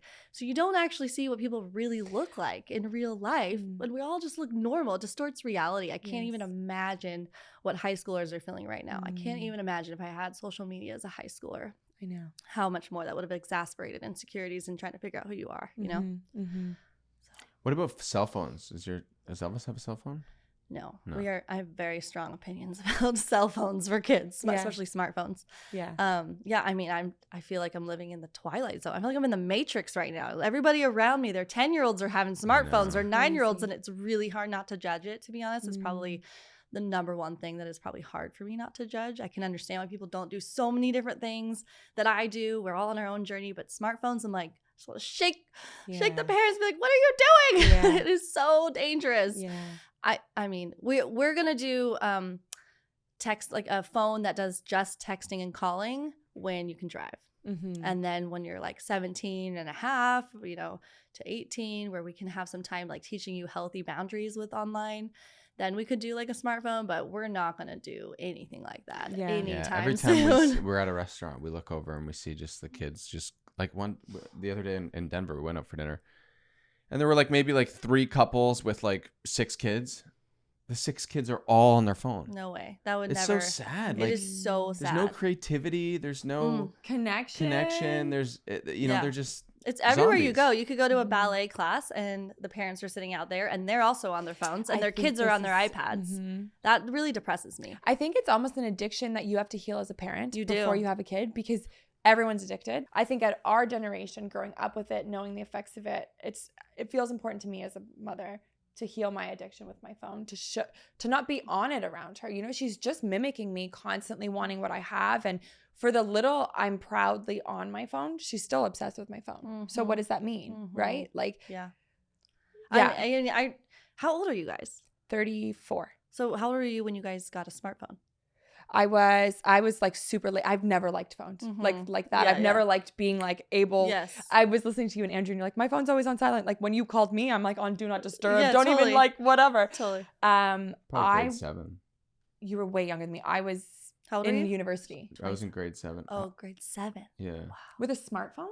No, it would have been a flip phone then. Yeah, Yeah. I got a flip phone like when I was 16 and I could drive. Same. And that was so exciting. Yes. You know. T9? Did you have T9 for have to texting? press You had to the press the button 3 E, times F, for the. G. I don't remember. It was Yeah. so long ago, but something like that. It was just so exciting to have it. Yeah. But yeah. No, I didn't get a smartphone until my last year of university. But it's so different now. Like when we had a smartphone, it was like BBM, and it was just nothing like this Snapchat social Activity. world. Yeah. It's designed to comparison. get you so addicted. And Well, the people at shortening our Google attention said they don't span. even let their kids have it. Totally. Like they know how fucked up it is. It really is so bad. I think part of it was exacerbated with TikTok because it created this super short attention span where everything is so fast. I remember the first time someone showed me a TikTok. This was like before Instagram started creating reels. Yeah. Or creating, what's it called? Yeah, reels. Yeah, reels. Yeah, reels. Yeah. I'm getting confused. I think I'm getting old. Yeah. None of it makes sense. But the first time someone showed me a TikTok, I was like, what is this? It's so fast. You know, you hear a song and someone's doing a dance and then you have different texts that aren't on the same as the song. Yeah. And then it switches to the next thing in 5 seconds. That felt so fast. I miss the days when Instagram was just a photo and a caption, you know? I know. But there's also really coolness to get from the different content that we get online right now, but not for kids. It's not. What It about is addicting screen as an time? adult. You do movies and stuff? Yeah, we do family movie night every Sunday night. Today's Sunday. Nice. Andrew makes lasagna. We do family movie night, but we pick the movie. Andrew and I Okay. pick the movie. It's really hard to find a movie that 2 is and good 13. for 2 and 4-year-olds and also 9 and 13-year-olds appreciate. It's very difficult. Sometimes it's a miss, sometimes it's a win. Last week we watched Sound of Music. The one before that we watched Mary Poppins. We watched like that kind of Yeah. those kind of things. And then my older boys can stay up late with their dad and watch older stuff with them a couple times a week where they get to watch Cool. like Star Wars and different type of stuff like that. Yeah, but social media in particular for kids, I think we're living in a world where people are just doing it because everyone is doing it, and you're thinking, oh, this is what, I got to be able to reach my kid, and this is the phone, and also they'll have maps on there. I'll be able to know their location and think, oh, this can't be that bad. Everyone's doing it. It is so bad.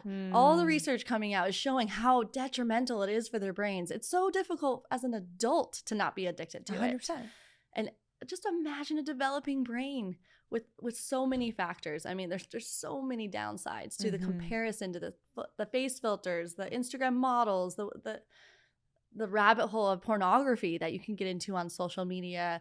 Like you could have, you talk to a lot of parents. Oh, we have a lot of restrictions, so they can't like access things. Oh, but they have TikTok.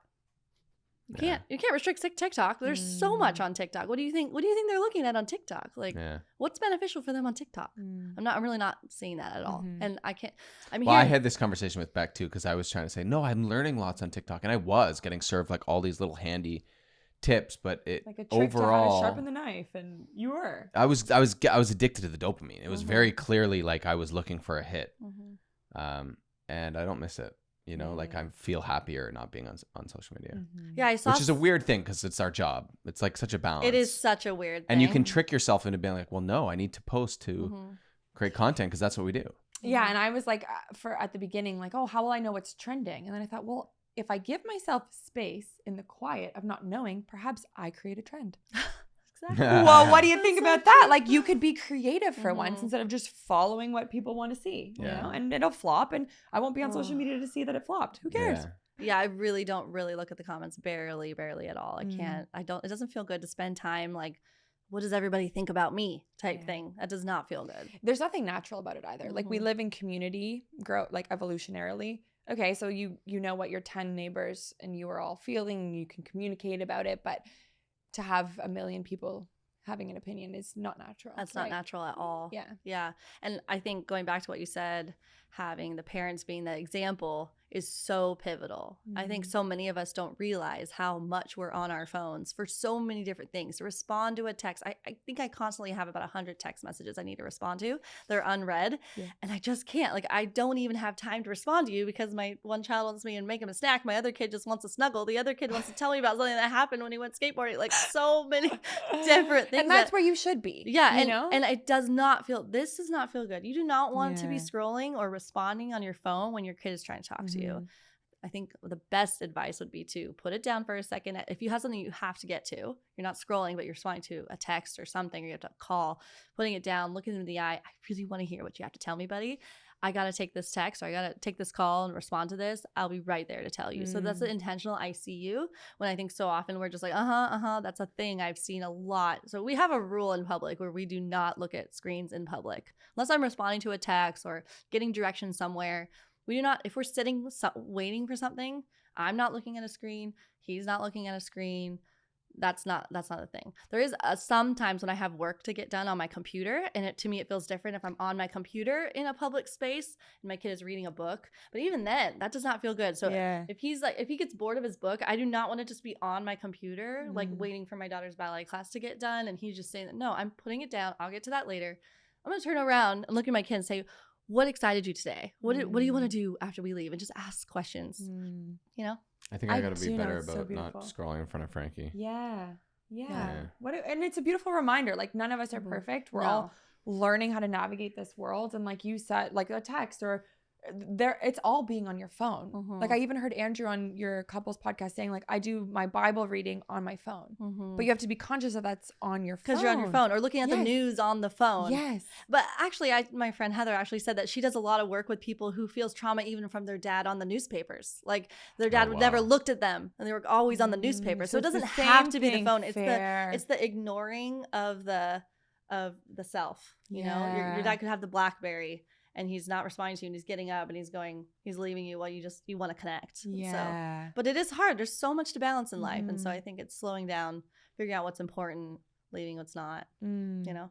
That might mean no one's going to be looking at our Instagrams anymore. Yeah, that's fine. That's so great. I know. I literally never post anymore. Like, I barely ever post. Great. It's great. Well, it feels like I didn't know you before, but it feels like you're in a really great place of surrender, acceptance, leading with your heart, this like brain, heart, gut, mind, body, spirit connection. And I'm just so proud of you. Thank you. And I really love you. And I hope that we Thanks. can stay connected. And I'm just so grateful that you came on the pod and shared your heart with everyone in our community. And I hope they all follow Ellen Fisher podcast. Your birth course is so unbelievably powerful. I know that it's affected directly people in my life. So thank you again for that. Thank you so much. Is there anything else you want to share before we? No, I think this was so fun. Thank you for Yeah. having me. I feel really honored, and I'm so glad to get to know you guys. And let's continue this because I want to stay connected. Yes. Thank you so much. You can have us on a debate sometime about. Oh yeah, what would who you? knows What what would we'll you be guys good do? for. Is there We could anything? debate each Oh, we other can find apparently. something. Don't worry, Ellen. We'll find something. Ooh, okay. Yeah. Is there anything you guys like right now? I'd be like, I would debate this publicly. Oh, Like I feel I would die on this hill. you know, it's so no. I am like probably the you. I'm very like Yeah. I was a middle child. I am a middle child, not was middle child. So I just feel like my whole life I was really good at being neutral and hearing both sides. I'm very empathetic. I'm like, oh, I totally hear what you're saying. And sometimes we could debate each other on our parenting styles, maybe because I'm like, I get where you're coming from and I feel you and I hear you.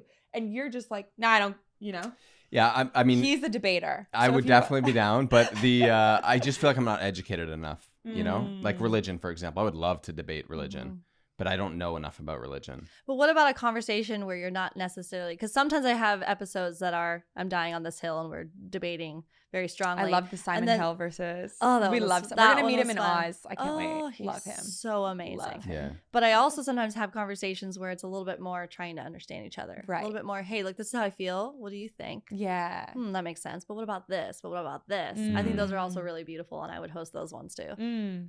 Well, keep us So, in mind if you yeah. ever feel like we're a fit. We'd love to. I'll get you on for a religion one. Okay. I was actually thinking of doing a religion one for like a trifecta, like I 3 or like 4 that. different opinions. That might be a little bit intense, but Yeah. it sounds fun. But I think what's also interesting about like our journey in the last year is like before, if someone said the word God, you'd be like, how could you believe in God? And you're in such a different place. So perhaps what you'd bring to it is like, I grew up with no religion. I was very anti it. And now I can see So how like fun. all these bridges to Yes. God I look love the different. word God now. I'm so here for this. Let's do Yeah. that. And also, I love being the neutral moderator, but I actually have a strong opinion on almost all the topics that I've hosted. Well, I imagine even the Simon Hill one, I didn't watch the whole thing, but I'd imagine that there were times when you're like, Doesn't it kill you to not like just chirp in? certain ones, Yeah. certain ones, and other ones no. And there's certain ones where I might be pushing on one side, but then I'm just like adjusting and being like, okay, wait, now I got to push hard on the other side.